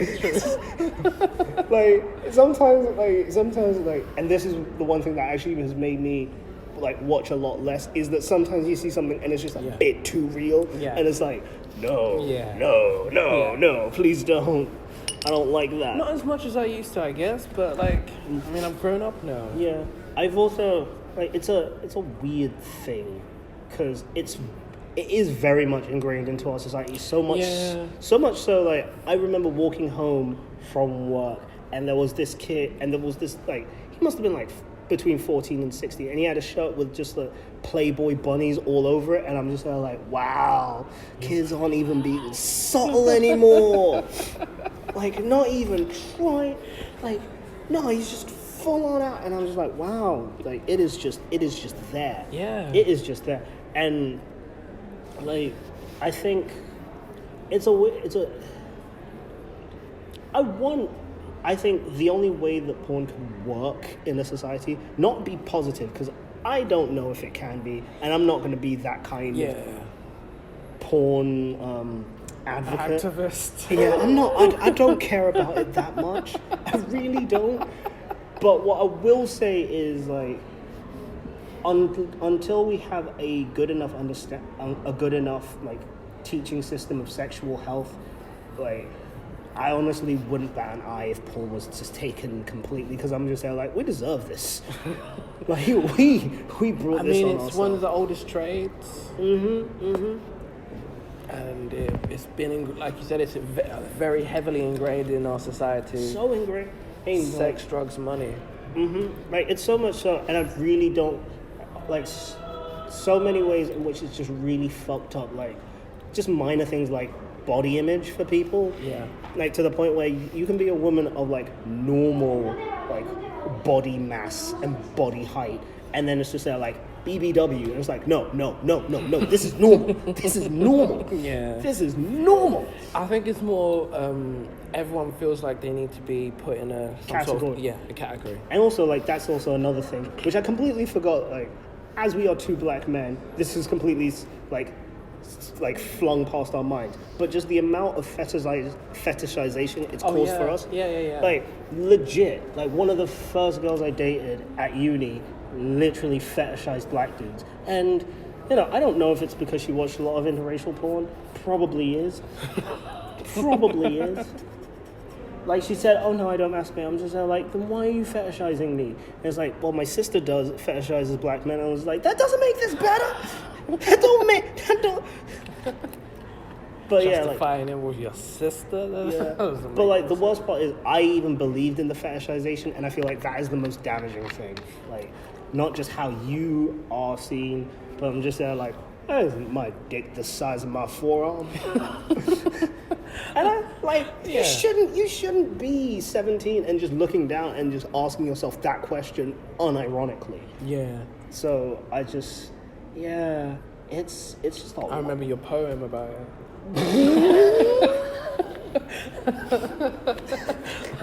There was that line about it, I just remember. Wait, which one was that? You performed it at Chocolate Poetry. It was about, I'm pretty sure you performed it. I think so. Oh yeah. About fetish. It was literally about like this. Oh exact no, topic. I get that. Yeah, I remember that one. Yeah, because like it is really bad, and it's like I feel bad for like just all Asian people because of porn. Yeah, you know. Like more than black, but I mean like just as much. I'm not gonna compare anything, but I just feel bad for them, just full stop, because just Asian men are just seen as these sexless just entities. Or the revert, or the opposite side of it, or Yeah. really sexed. Yeah, like hyper-sex to the point of like weird perversions. And I'm just like, no, this isn't the case. And then like Asian women, oh man, it sucks for them. Like it sucks. It just sucks so much. And like, yeah, and also I really don't like how, like, because before, understandably, our standards of beauty were often like inspired by things like nobility and like kings and queens and all of that shit in like hundreds of years ago. But nowadays, it is just porn. Like everyone is basically treating the Kardashians as the new standards of beauty, and I'm like, they basically became famous because of porn. But it's just like, I think just in general, just everything's over-sexualized. Way too over-sexualized. I mean, I say this, but even though I am disgusting. Like, I am fucking disgusting. But like, even so, I'm just like, things are way, like, you have to fetishize everything to the point where you can like advertise, I don't know, a drink, like just like some lemonade, and then it's just got to be a girl just deep throating the bottle, and like I could say that, and people would just have in their heads like, I wouldn't be surprised if people did that. Yeah. So yeah. That's a crazy world we live in. And it's also seen, and I think also one of the worst parts is it's not actually that lucrative for women, because I found out recently that a lot of female porn actresses don't get royalties. They just get paid a lump sum for the scene, and then the people who make the video, they get all the royalties. And I'm just like, that is not agency. Yeah. You don't get agency from just being paid a lump sum, because then all that's happening is your work is so precarious that you just have to keep looking for work, or you just have to cam for hours on end. Yeah. And I'm just like, no one wants to masturbate from 9 to 5. It's even like, the new craze that's sweeping. What is it called? Premium Snapchats. Yeah, I don't get that. I don't get it. I don't get, because like even on a purely economical standpoint, I'm like, wait, but we have the porn scope. It exists. It exists. It's right there. And now you're paying all this money for some 12 megapixel iPhone camera. I mean, yeah, pretty much. Like, there's guys out there literally paying to watch other girls, but like, The thing is, like, I don't even criticize the women doing this because, like, you need to get your Skrilla, and I respect the hustle. I don't respect the men who fund this. Yeah. Because I'm like, guy, why? But At the same time, pay her rent. She's got rent to pay. So. But yeah, it's a crazy over sexualized world that we kind of live in, and it's kind of, I think, from maybe late 90s, from the 80s. 80s maybe. I'd say it's from the 80s because that's literally Flair, a time. Well, the 70s and 80s because of two reasons. One, because I've watched a lot of documentaries on just how much of a shithole New York was, and just how it was basically the purge, and because of that. Oh, it was bad. Like, it was madness.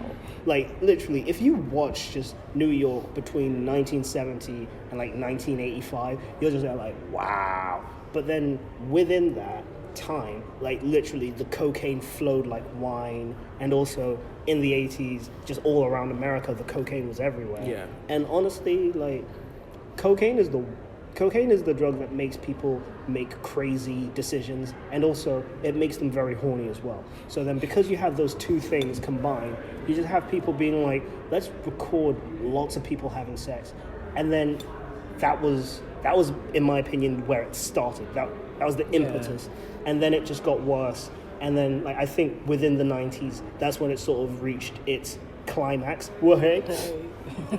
Because you then had things like I think it was called gonzo pornography, when basically they were like, you know what, let's not even bother with a plot. Let's just make them have sex on the thing, and then we'll still make money off of it. And it worked. People were like, yeah, let's cut the bullshit. But then because of that, it's sort of like with, Moore's Law, where things get more advanced every 2 years and faster, and everything gets this exponential growth. The same thing happened with porn, where people were caring less and less about everything around it, and then it stopped being whole plots and whole set pieces where there would be a knight in shining armor and then the princess and then he'd carry her to the top of the highest room of the tallest tower, and then they would make love on the sheets with all those bed curtains and shit. And I was just there hey, what's your name? My name is Crystal Divine. Cool, let's fuck. And I'm just like, wow. It's just it really just cut everything out. It's true. And I really wish I had. There's sometimes when I do wish I didn't have the internet, but also I remember being a teenager and just being like, why do we have internet? I want to masturbate. I wasn't even lying to myself. I was like, I know what I want. I want to do this. But it was back in the day where you had to load a picture, and that was the picture that you were using. It took too long to load up. I'm legit so glad that my mom still doesn't know how to use a computer, because the amount of shit I looked up before knowing the concept of deleting your browser history. I would have gotten kicked out the house. Oh, that's how I got caught the first time. I didn't know about browser history. Neither did I. I blamed it on my cousin. I tried to blame something. I don't know what I blamed, but I was blaming something. Yeah. And then the moment I got caught about the history, no one found no history ever again. I was like, oh, there's history. What history? Oh, no. No one's been anywhere. Yeah, and it's, I don't know,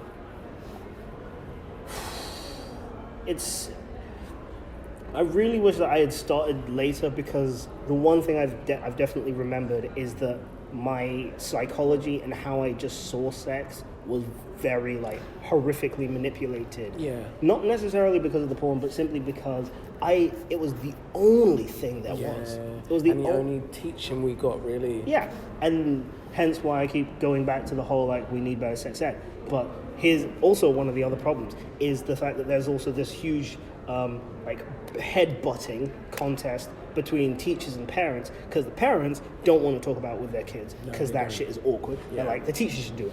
Teachers are like, we are working 16 hours a day just to make your kid read. You do it. And so like there's no way of really knowing. So it's kind of pushing the blame, like who has responsibility to teach. But I guess parents need to just buck up and just teach their kids about it. Don't just leave it up to the schools, because the schools aren't teaching us anything useful, guys. No. I know what was I talking about with the other? I know what Pythagoras' theorem is, but what do I do with that in life? No, because you don't want to be an architect. No. Exactly. I know what it does. I know how to work out the area of a triangle. I know bare geometry, but I don't know what I'm doing with it in my life. I don't know what I'm doing. The only thing I use for maths is mental maths, because it's nice to be able to work out things in my head. Yeah.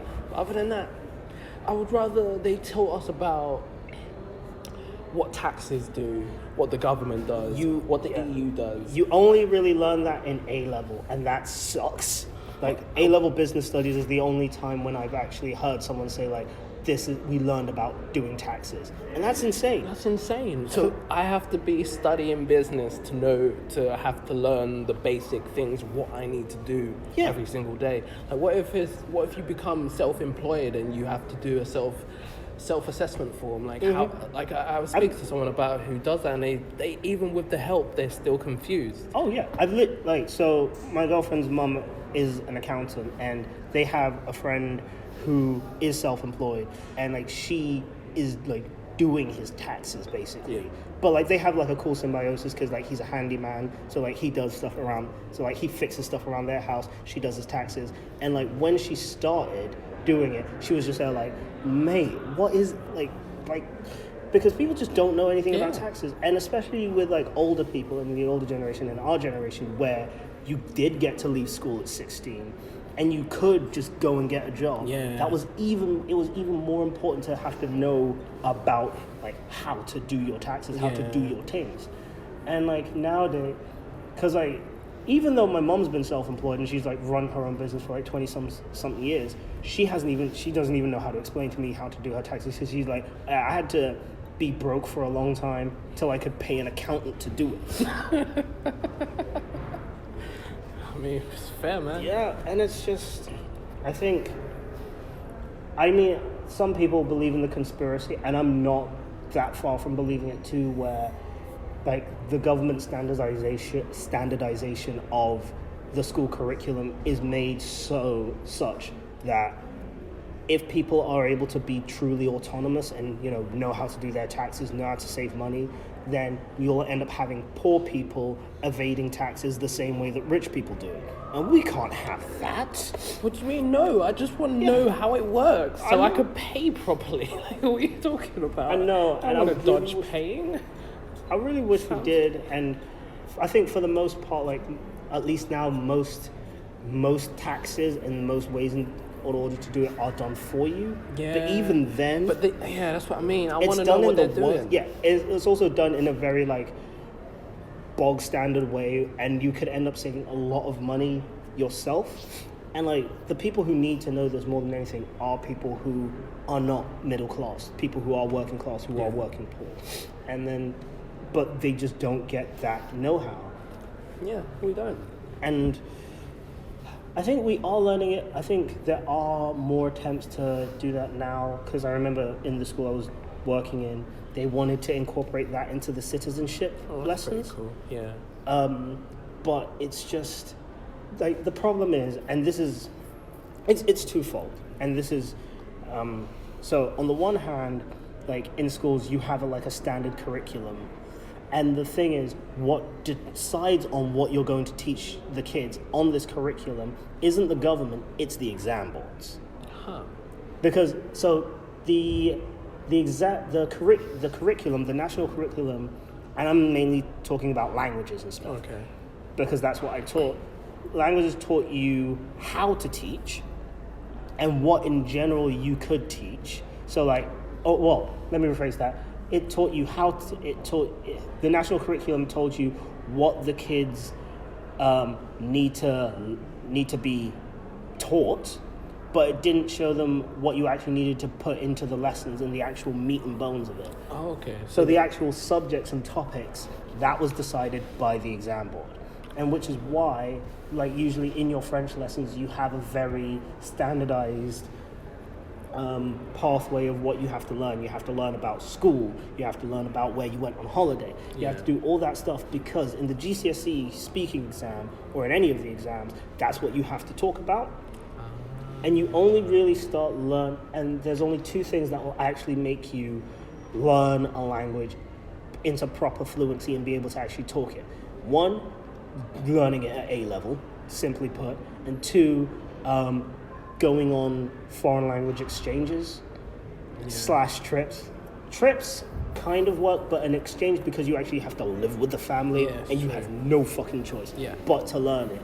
Like that is one of the things that's really going to push you. So when I was like studying, so the one thing that pushed me to learn languages is the fact that when I did Italian, we had an Italian exchange, and it was when I was in year 9, and I didn't know any Italian.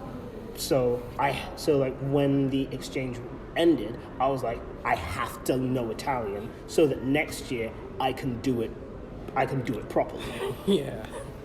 And so I did, and then I wound up really loving the language, especially like because being able to actually go to the place where you're learning the language gives it a point. Yeah.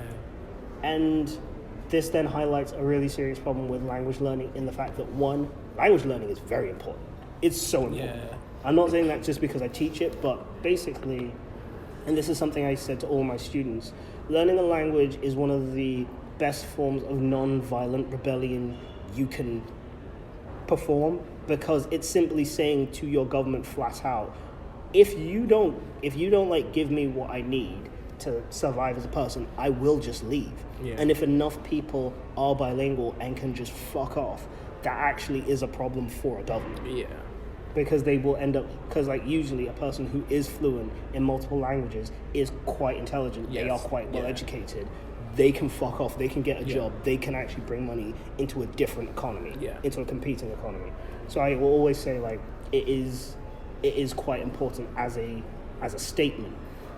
But then not just that, but one of the biggest problems with that is, simply put, language students in university are some of the most privileged fucks there are, myself included. Okay, and it's because if you like, the only people who are going to bother learning a language are people who were privileged enough to actually be able to go to different countries often.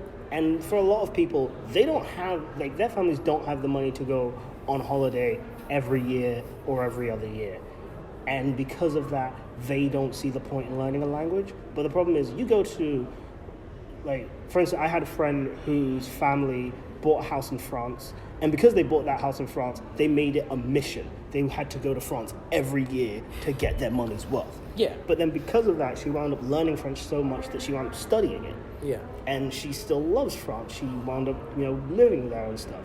And the fact that you actually have that ability to live in multiple countries is really important. That being said, as a black man, you don't want to go to France. You do not want to live in France as a black person. You want to go to French Canada, Quebec. That's where the good shit is. France sucks. France is so racist. Like, it is so racist. So racist.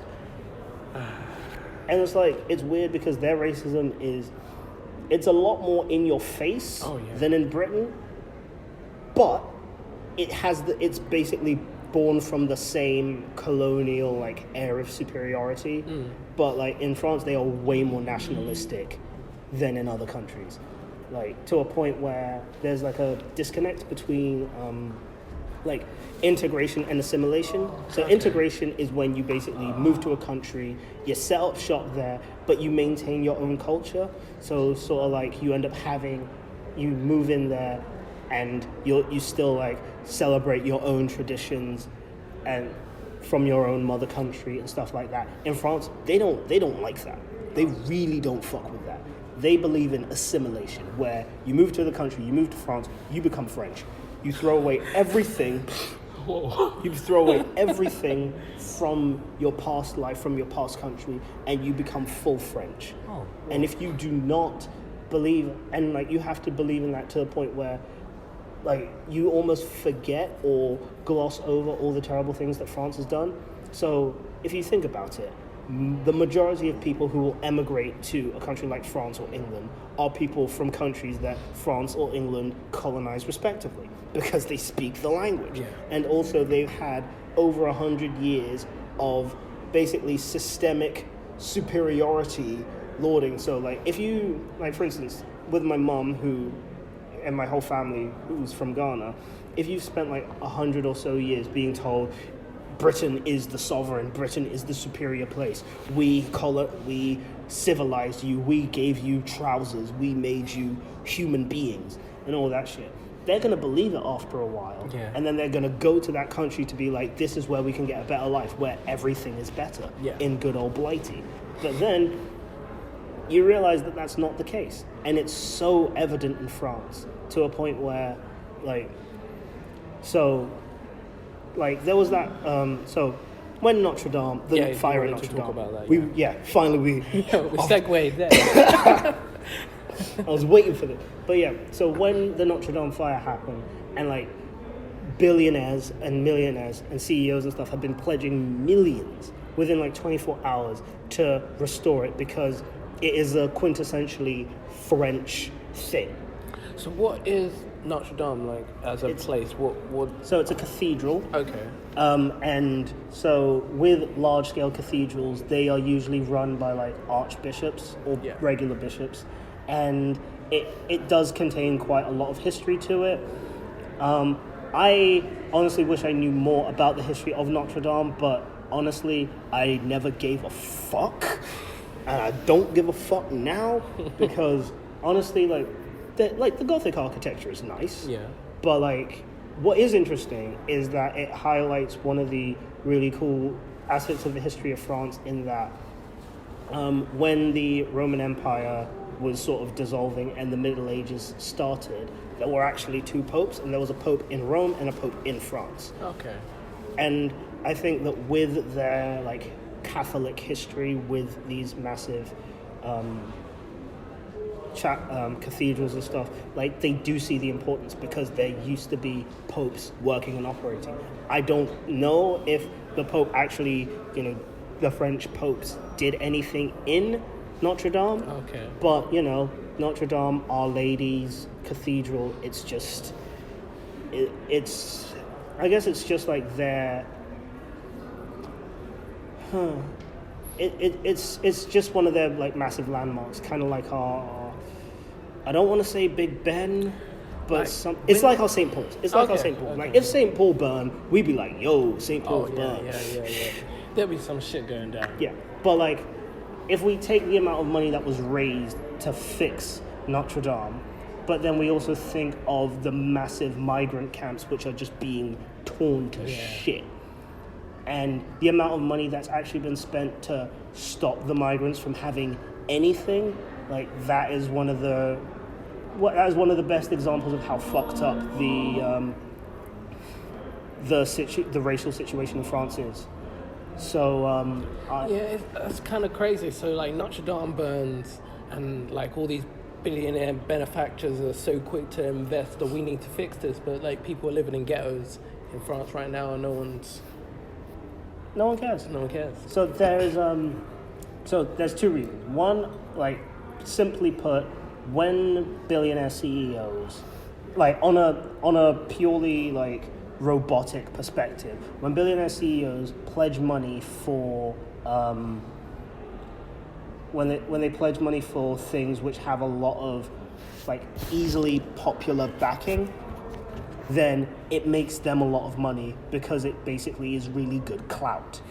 But if they do something which other businesses might not like, for instance, giving money to colored people, then they might actually end up losing clout as a result. I see. Because like the class system is so bad, like in the Western world, that even the idea of helping poor people is frowned upon, and treating them as human beings is frowned upon, which is madness. That's crazy. Yeah, So, I hadn't like, actually thought about it like that. But like the I think the scariest thing going back to the whole like migrant camp thing and the amount of money that's been spent to curb that. So the French and British governments together spent about 27 million pounds or euros together in order to create basically a border block to really like inhibit migrants from entering the UK. Oh. That's like, they spent so much fucking money trying to stop migrants from coming into the UK and crossing the border. Now, here's the crazy thing. With that amount of money, they could have built a fucking school. They could have built a fucking school, and they could have educated all of them. They could have taught them French and English. They could have actually made them really good citizens that could have helped them, but they didn't want to. And it just, that is when you can't just say that it's a matter of you don't want immigration, because you have the money, you have the resources, but the ways in which you spend it are what makes all the difference. And what's crazy is that because so much money has basically been wasted, because basically the more you try to limit immigration and stop immigrants from coming in, be it legally or illegally, they're just going to find new ways. I know. And the ways in which they're going to try and find are just going to be more exploitive and more dangerous. And you think, oh, well, that is just going to give them an incentive to not go. No, it won't! They'd still want to come here. Yeah. You just made it harder. Yeah. That's it. So, like, it's just... It's madness. So in my final year of uni, I had to, like, do a full oral, like, expose on the whole migrant issue. And the main problem was that just so much money... Not only was so much money spent trying to stop them, which could have been spent on, building them a school and actually... or even just housing. It could have been spent on housing, and they could have been housed perfectly. But then, also, on top of that, is the fact that they then got displaced. So basically, when they tried to, like, burn down the migrant camp, which they then called the jungle, which, we can talk about all of the implications of calling it the jungle as much as you fucking want. But then when they displaced them, it just meant that there's just going to be a bunch of migrant homeless people just scattered all around the country. And then all that's going to do is just make the regular French people more and more hostile towards these homeless brown people, because they're like, why are all these homeless brown people here? And rather than, why did they bring all of these people here rather than actually do something helpful? Because it's probably too expensive for them to do, or they don't, like you said, like it's seen as a bad thing to help poor people. Mm-hmm. And I don't like, and it's weird because like they tend to, because like it actually does help you in the long run. Yeah, of course. It really does. But and like I think it then what I said in my expose was that my opinion, or the reason why they did it, was because it dates back to the problem of nationalism, where they fear that if they really do help these people, it will it might mean that they're going to have like a bigger influx of migrants, and immigration will always help. But like if they have a larger influx of migrants, then it will basically, by making the country more multi-ethnic and multiracial, it will basically get rid of the whiteness. And but guys, you brought us here. What is yeah.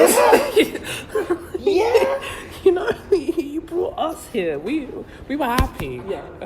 We're just chilling. We're chilling in the countries, our respective countries, and you came over and you were like, come we to want our all your country, gold. Give us your gold. Come to the country, give us the gold, and we want you guys to work for us. We want you guys to do the jobs that we don't want to do. For free. For free.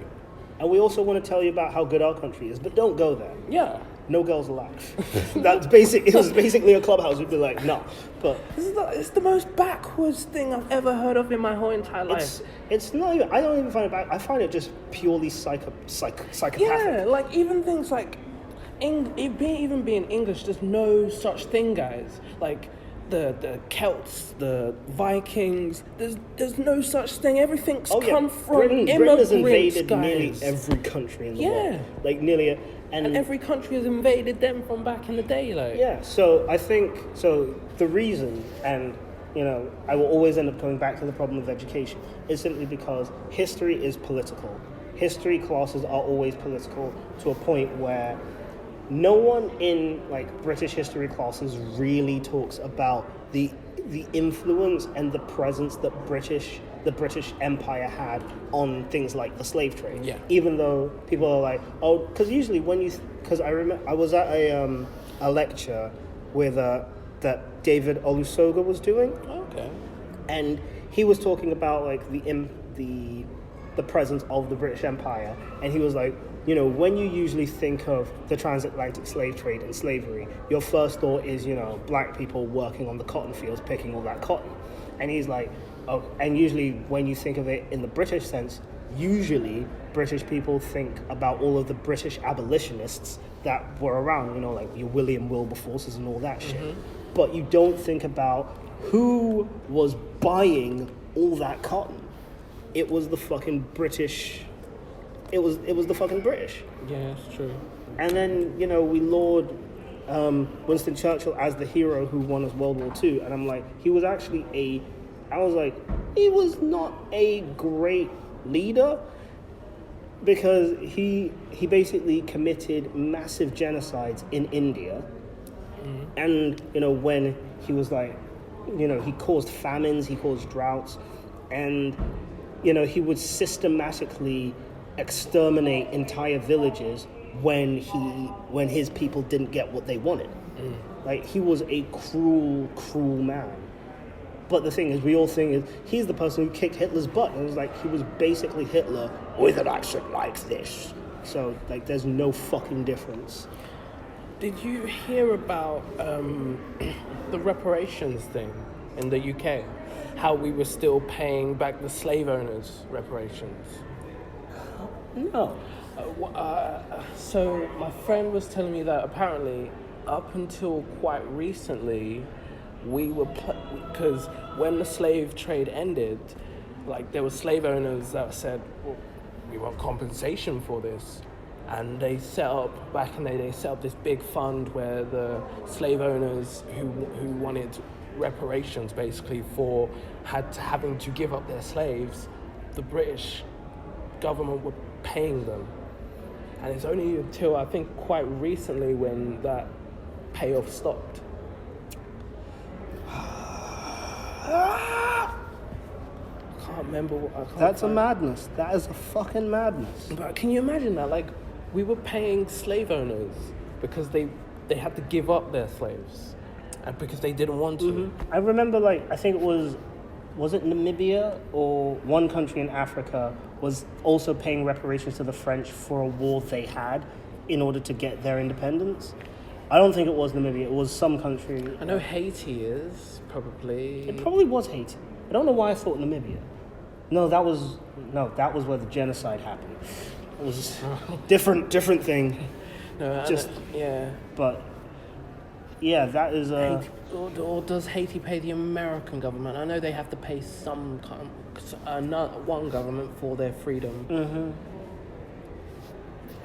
It's another crazy. They paid to get their freedom, and you still say they owe you money.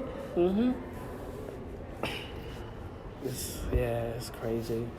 But to quickly segue away from this. That's fair. That's fair. I wanted to go on to food because you said you wanted to talk about food. Oh, yes, let's talk about food. I found this article about Carl's Jr., which is, I believe, it's a fast food chain restaurant in Denver. Okay. So, as you know, Saturday is 420. So for 420, the Carl's Jr. fast food chain are going to be the first major fast food chain to debut a cannabis-infused burger. Okay. Now, there's a few things I'm going to get on my soapbox, because there's a few things I have to say. First thing, I really do love, just the fact that weed legalization is growing and it's, being so good in the US. However, a couple things. One, in a lot of, even in states where it is legal, it's still federally illegal. Yeah. So that means that if you have been doing any weed stuff in the past, you can still be prosecuted, which sucks. It means that people who are now in states who got imprisoned for weed-related crimes are still in prison, whereas other people aren't, and that sucks. Yeah. And I feel like we need to talk more about that. And also, we need to talk more about how there has been a systematic persecution of black people with relation to things, especially with things like weed, and now that it's popular with more and more white people and more. Yeah. I'm trying to find the most PC way to say it. It was basically weed got gentrified, and now pretty much, and now it's popular, and then people are just sort of glossing over the fact that a lot of people have been unfairly persecuted because of this.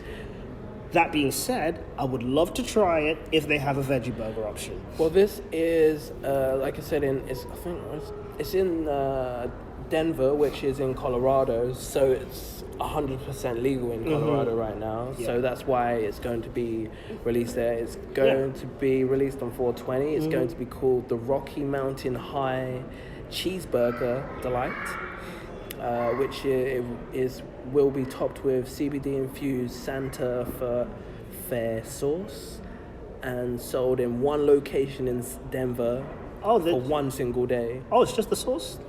I'm not gonna lie, I'm a little less blown away because I make my own weed-infused sauce as well. I call it my barbecue sauce. It's a damn good barbecue sauce. I will put a stamp on it.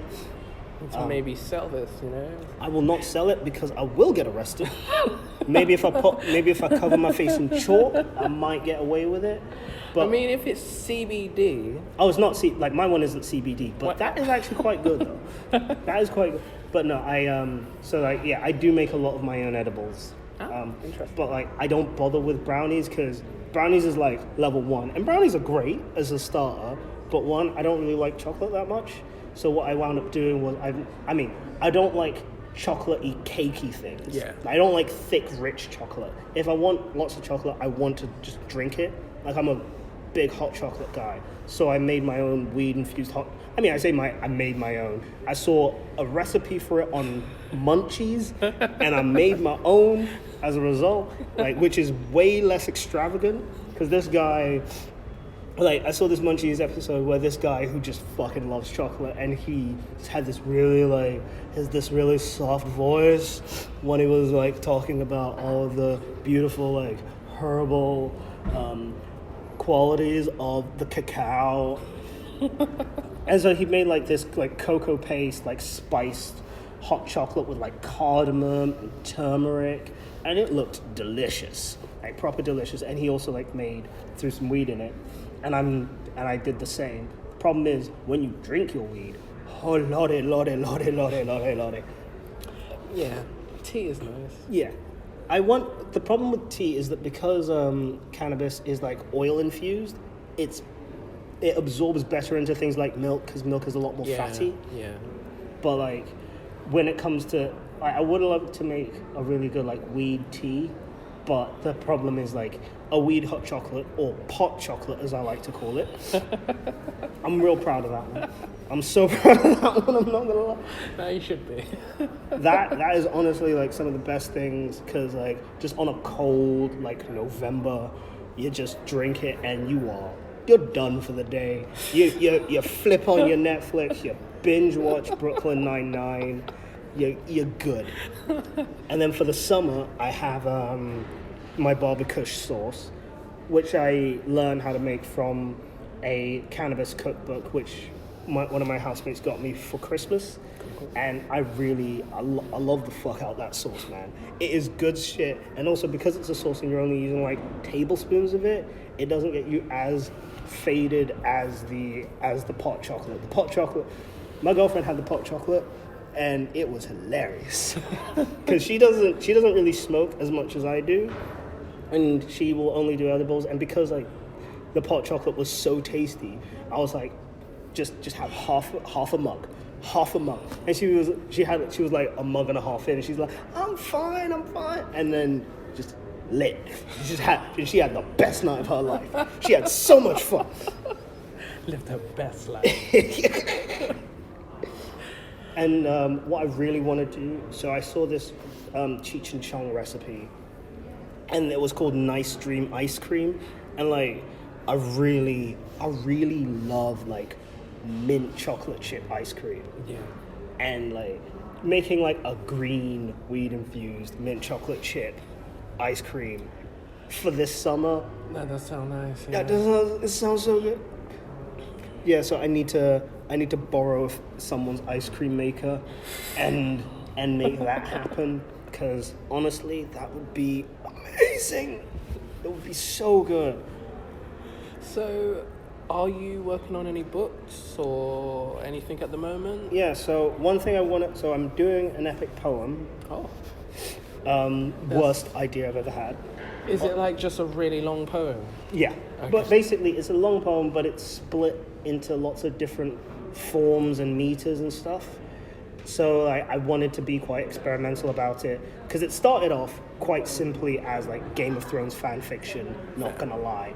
But then as I started making my own world for it, it just became more and more distant from that classic medieval fantasy, and then it just became its own thing.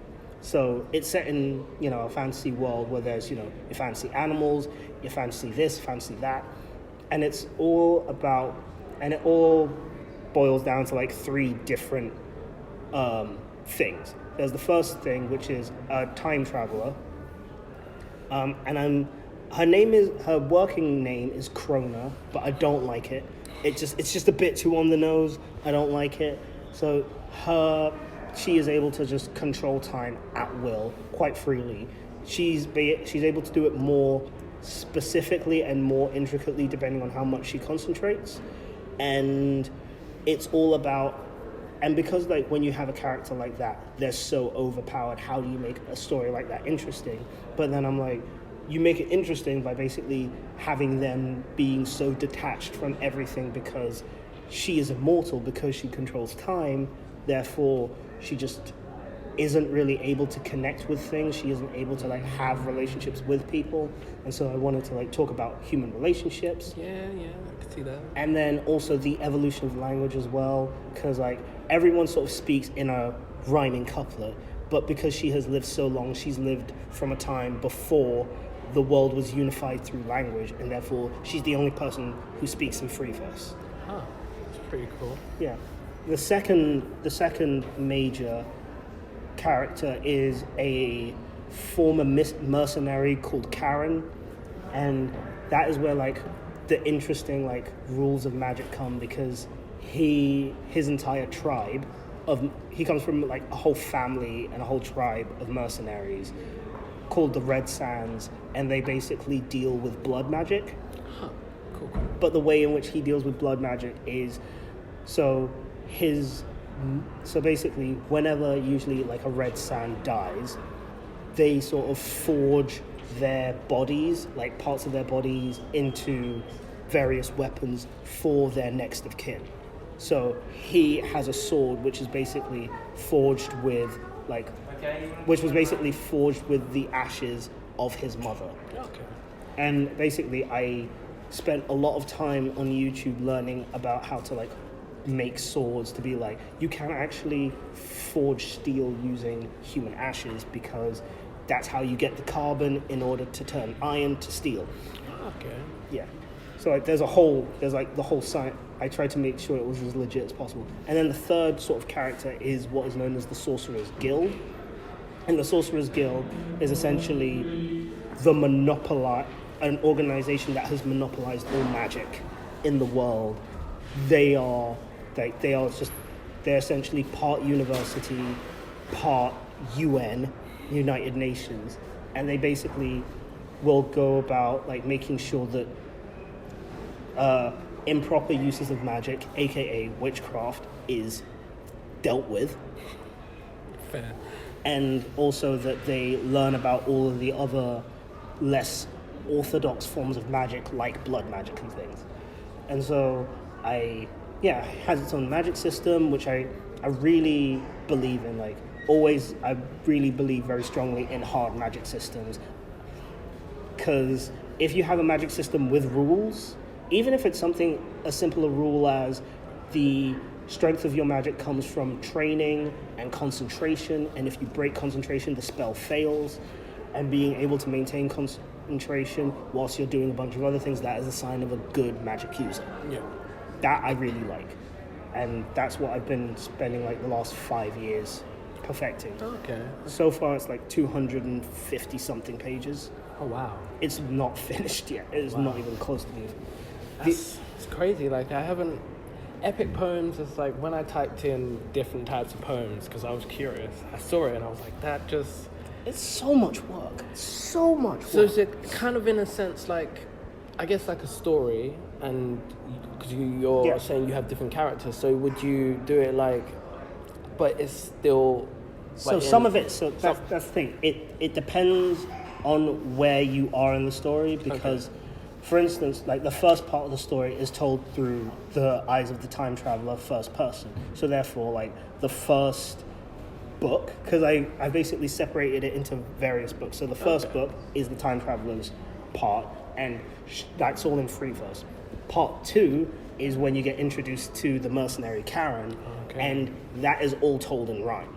And then between those books, you then have like actual chapters of like prose text, which is basically just the history of the world. And they're just info dumps, but they're told through the perspective of, members of the Sorcerer's Guild. And just over time, you start to realize just what the Sorcerer's Guild is actually doing in this world. And then you start to doubt whether or not their presence in the world is actually truly beneficial. Okay.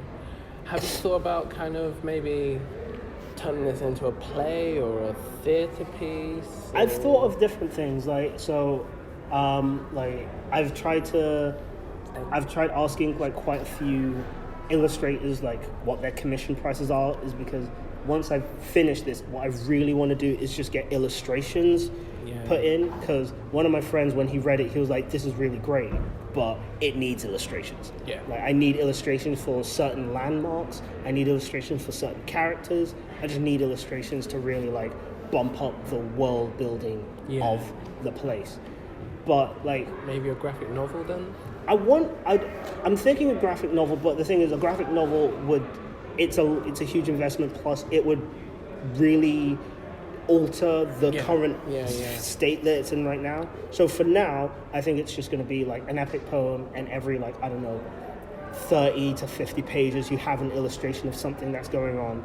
If the scene is particularly difficult to wrap your head around. Like, so sense. In one of the later chapters, there's basically this sort of battle at sea during a storm, and there are like sea monsters who are also part of the sea as well. So they're like machinations of the water. And like, that's quite difficult for me to write. So if I actually had a means of showing that whilst you read it, it would really help with the visualness. That's true, yeah. And on top of writing that, I'm also trying my best to work on a Ghanaian cookbook. Oh, cool. Yeah, and it's weird, like, that started off just with my friend's dad, and we were just talking about it because he knows a publisher, and he was like, there aren't really many Ghanaian cookbooks out in the market. And I was about to get ready to I had like an overview of what I wanted to do. But the problem is, one, I haven't been to Ghana in a couple of years, but I'll get to that in a bit. But also, this other lady called Zoe something wrote a Ghanaian cookbook which sort of beat me to market, called Zoe's Ghana Kitchen. But luckily, what she did with her cookbook is very different from what I wanted to do. So what she did was she actually made like a bunch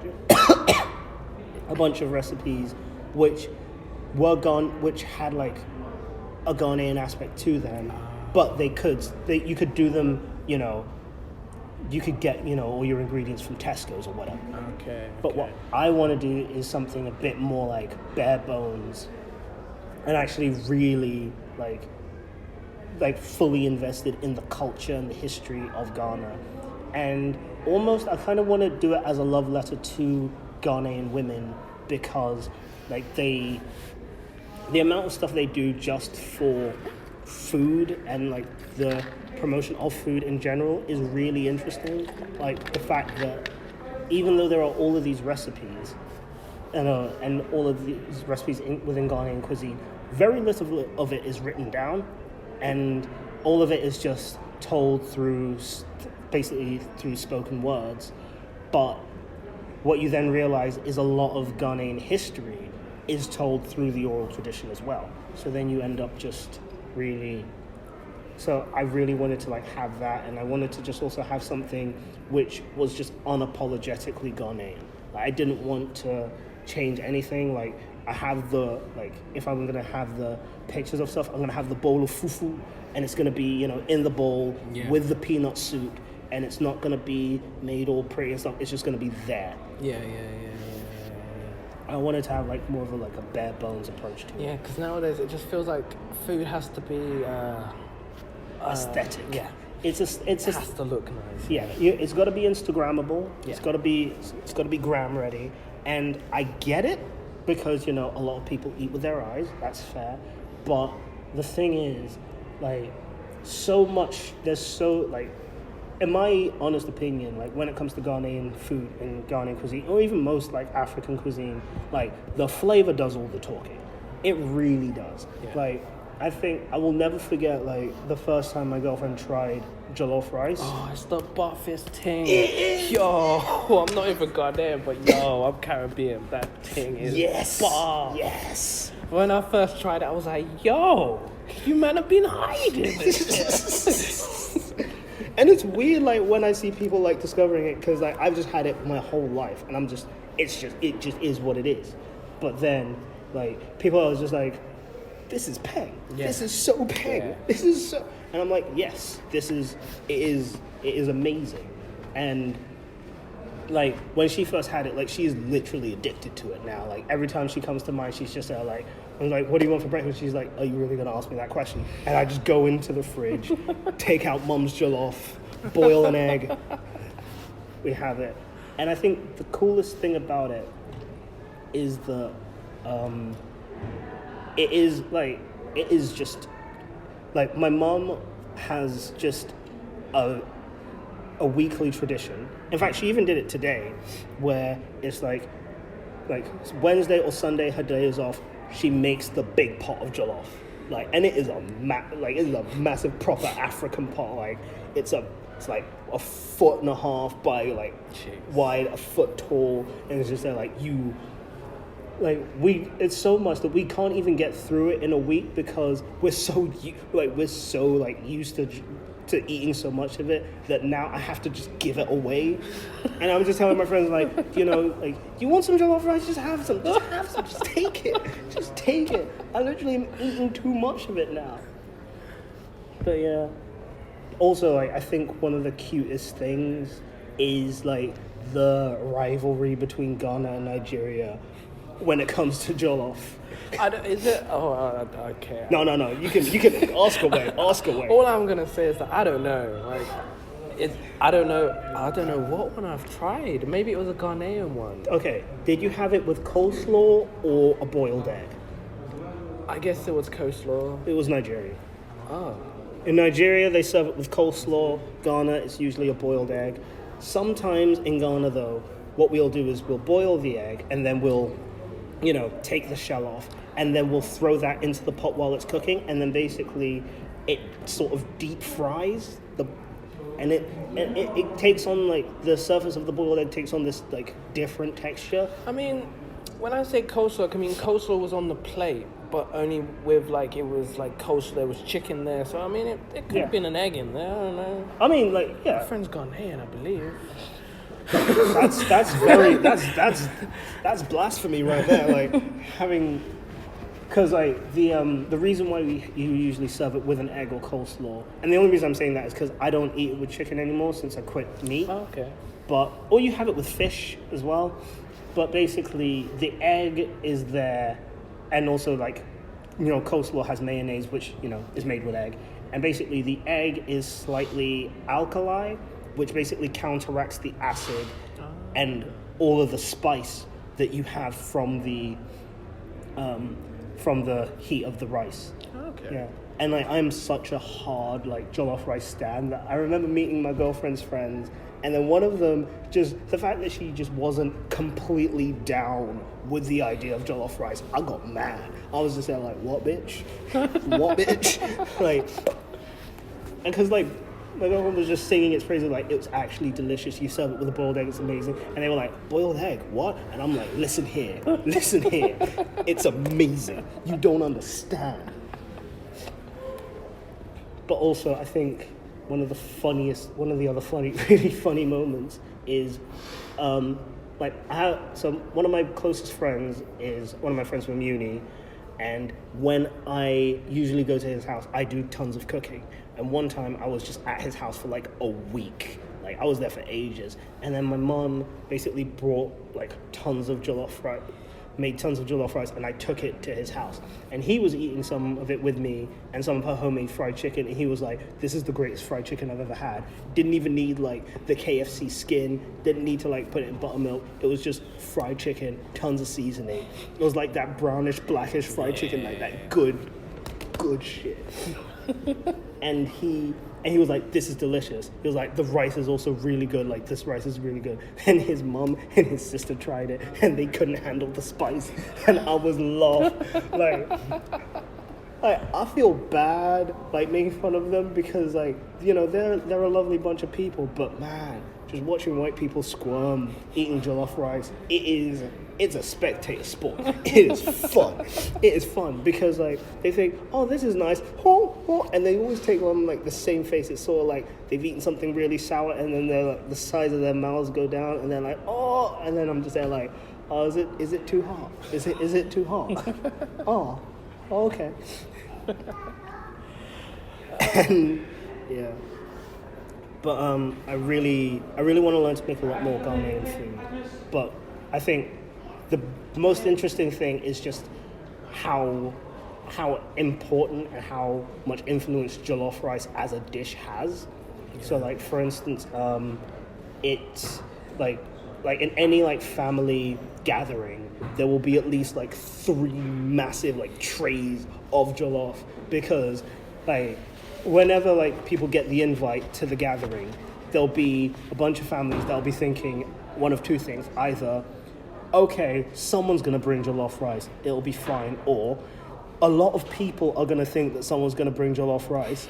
That person is gonna have to be me, because if I just go and think someone's gonna bring it, then no one brings it. And because I've never seen a situation where no one's brought it, especially like in a Ghanaian gathering, like I am scared, like literally terrified to think like what kind of vexation, just how many aunties will be demanding blood if they're just there like, where's the jollof?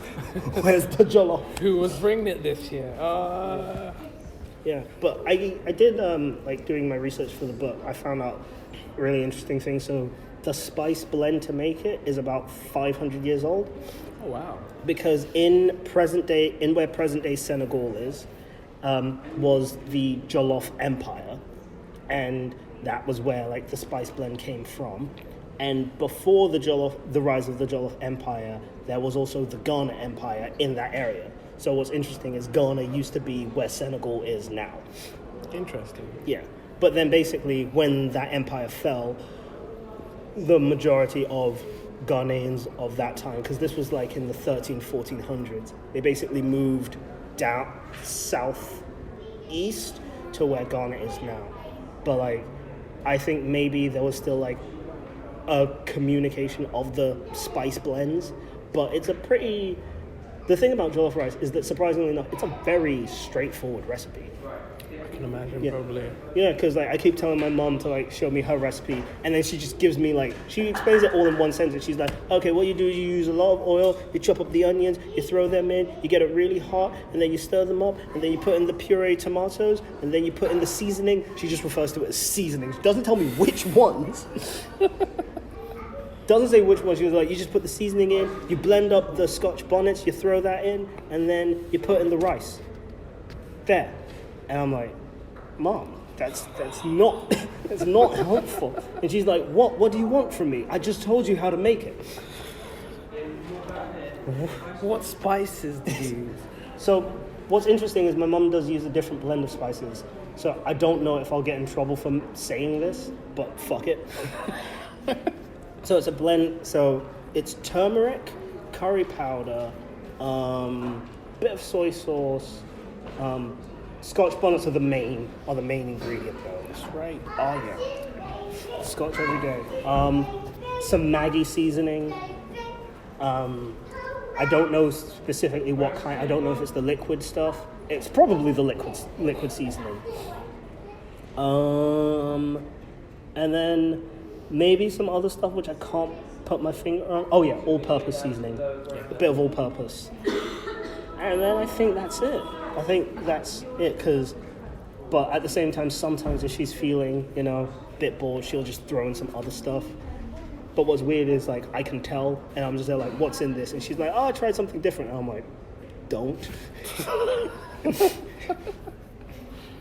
But yeah. If you know, you know, man. Yeah. You know what tastes good. Mm-hmm. She's like the harshest critic when it comes to food, though. Like, to a point where, like, she refuses to eat anything that I make. Like, even though, like, my friends love my cooking, and like everyone I know who's tried my cooking thinks it's good. But my mom's like, Jamal, I don't need to try your cooking. It's like, I know it's going to be fine. and I just and like it's like she just doesn't, like, unless I really say like, Mom, I want you to try this thing, she just won't care. And I'm just like, okay, Mom, I understand. I get it. I've got I was gonna give you an interview, but like I've realized that you've talked about most of the things I would probably ask her. That's fair. So it's all in there. Like a lot of questions I had came up to ask about background and stuff like you just talked about it. So no real need to do that. But other than the poetry, the epic poem that you're writing, and the Ghanaian cookbook, are you working on any other works? Not really, other than just the regular poetry that I write from time to time. There's also the play which I wrote, which I'm really trying to... Oh yeah. I'm just submitting to as many competitions as possible. I've realized, though, after failing with a lot of competitions, I do need to give it another rewrite. I went to this really, really good theatre event, actually, last week, Tuesday. I think it was called Redgate's Theatre. Okay. And they're in Hackney. And what they do every season is they have, like, a call for writers where, like, they have loads of submissions for them to do, like, short pieces. They could be monologues, they could be, like, duologues or whatever. And then what they do is they pick from all of their submissions, they pick 30 writers' pieces. They audition all the actors, and then they get the directors in, and they put on the writers' pieces from what they like. And over 2 days, they have a performance of 30 shows. Nice. I might. Is it Redgrave Theatre? Redgate. Yeah. Okay. Has the seasons already passed? So the spring one is just passed, but they do it every season. So I don't know what's after spring in summer? Seasons. Technically summer, yeah. So the next one will be summer. So I think they do it on their Instagram. So I guess follow them on Instagram. Okay. And Redgate Theatre. Redgates, yeah. Yeah. So yeah, I guess because what I really wanted to make was a horror play, but the thing is, because I love horror, but the problem is it's really hard to do horror well. Yeah. But what I wanted to do was I wanted to have like something which was scary and something that had that sense of dread and also the payoff of the dread. but also something which was fairly bare bones and could be acted anywhere. Because I felt like that is the most important thing. I don't want to have that many, not too many set pieces, not too much stuff, because I realized I also have to, writing a play, you have to keep a lot of shit in mind. Yeah, that's true. But yeah, so it's quite simple, the plot. So a girl, it's set in an all-girls school, and there's the new girl, and she is just seen as quite she's treated quite hostile, and no one really likes her, no one really gives a shit.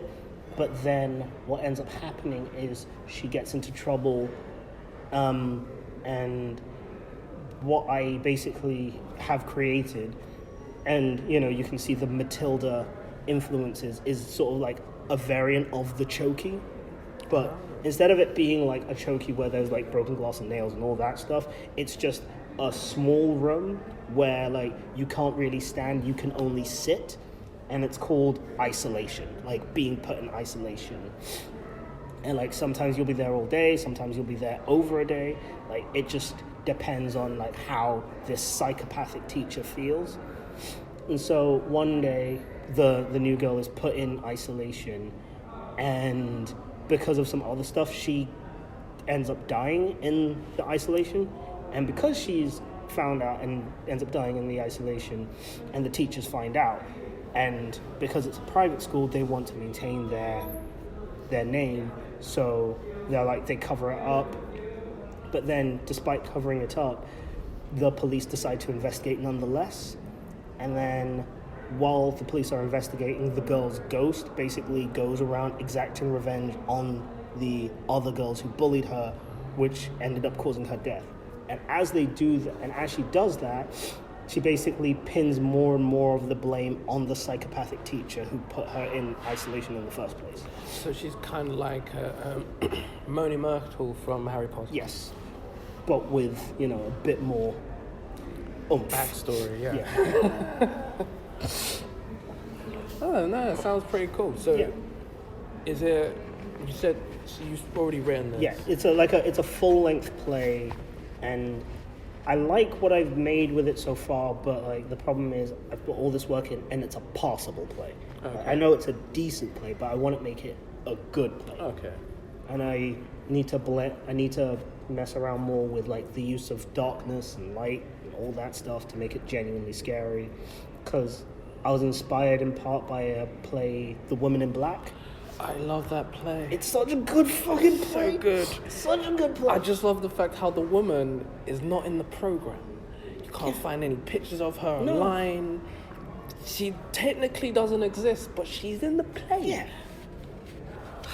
Shit scares It's great. me. Only thing I dislike about The Woman in Black is when they made the movie about it and they fucking movified it and made this happy ending in the end. Oh, gross. No. Have you seen it? I have, when I saw that they were making a movie of it, I was like, I am watching that. Don't watch it. I am not. Don't watch it. That does not need my time. The play is so sick. So and then I good. watched the movie and I was like, what is this? This never happened in the play.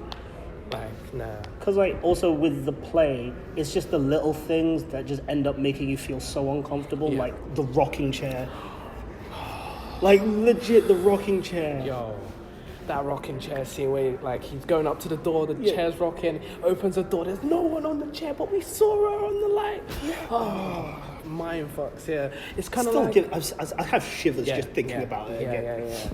Have you seen Us? Yes. I haven't seen it. Okay. I haven't seen it, but I've heard that he has the I Got Five on It theme tune playing out throughout the whole of the movie. Yes. But what he does with it, which I find interesting because I heard a little sample of it, is he makes it orchestral. Yeah, orchestral. He mixes it in with all the action that's happening and all the... Yes. So it slows it down a little bit and just slight changes of it. Yeah. Honestly, that film, if Lupita Nyong'o does not get a BAFTA, a Golden Globe, at least an Oscar nomination, Jordan Peele, I will be pissed. I mean, it was so good. He got it. He said that it's Us is in the same world of Get Out.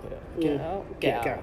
That's what it's called. Yeah, which I loved. Get Out. I believe Get Out was just a horror film just for black people. Oh yeah. Well, this is the thing about this is like after I saw Us, I started to see Get Out as less of a horror film and as more of a thriller. Yeah. Because like the thing about Get Out is that it's not technically a horror. It's just a creepy ass movie. Yeah. It's a creepy ass movie, and it does creepy so incredibly well. But then, like, Us is a straight up horror. Okay, cool. Like, Us is like a horror film. Well, apparently it's not actually called Us. It's called US. That makes sense. And also, it's the fact of it is the reflection is meant to be because they say a line in it. Apparently, my friend told me about.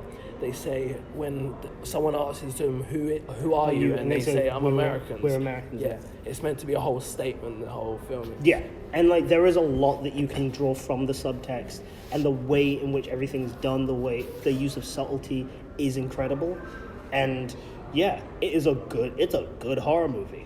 I really want to see it. It's a damn good horror movie. It's a solid 8 out of 10. Solid, strong 8 out of 10. That's good to hear. That's good to hear. What time are we on? 2.5 hours. Damn. It doesn't actually feel like that long. But we will call this the end of the show. Yep.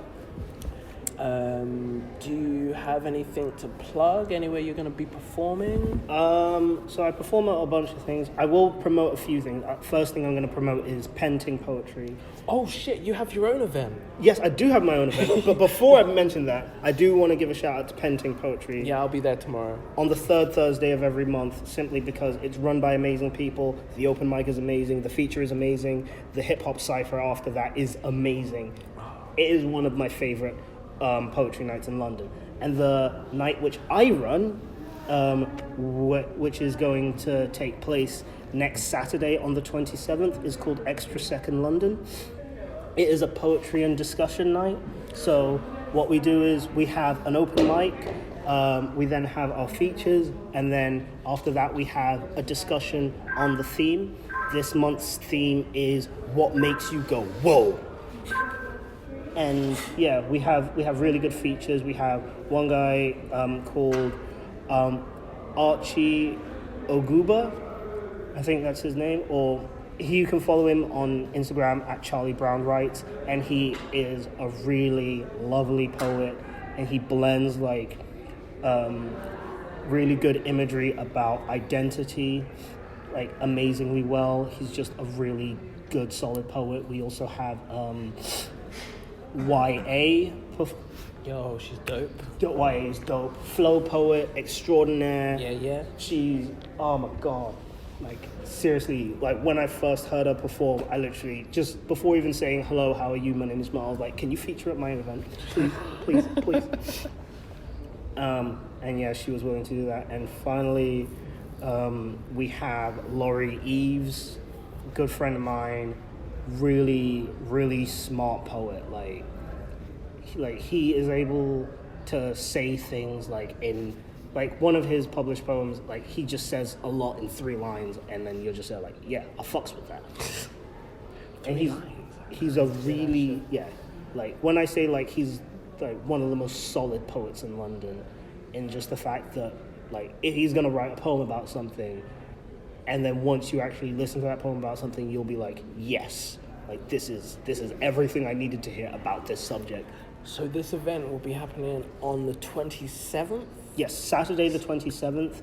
It's usually on the last Saturday of every month, but sometimes that changes depending on what's up. But yeah, it's hosted by myself and Julie G. And yeah, it would be amazing, to come check it out because it's a lot of fun. Okay, I'll come and check it out. I think I should be around this week, next weekend. Yes, next weekend. Yeah. All right. Yeah, so have you got any last words to leave the podcast with? Yes. Stay hydrated. Always stay hydrated, And, yeah. that's it. I feel like I really put you on the spot there. You're like, is there more you want me to give? Yeah, it's like this because I was thinking, I was like, should I say anything else? But I'm like, I've said enough. I'm just like, all I want people to do right now is just stay hydrated, and I'm good. That's enough. All right then. So we'll call that the end. Goodbye, guys. Goodbye.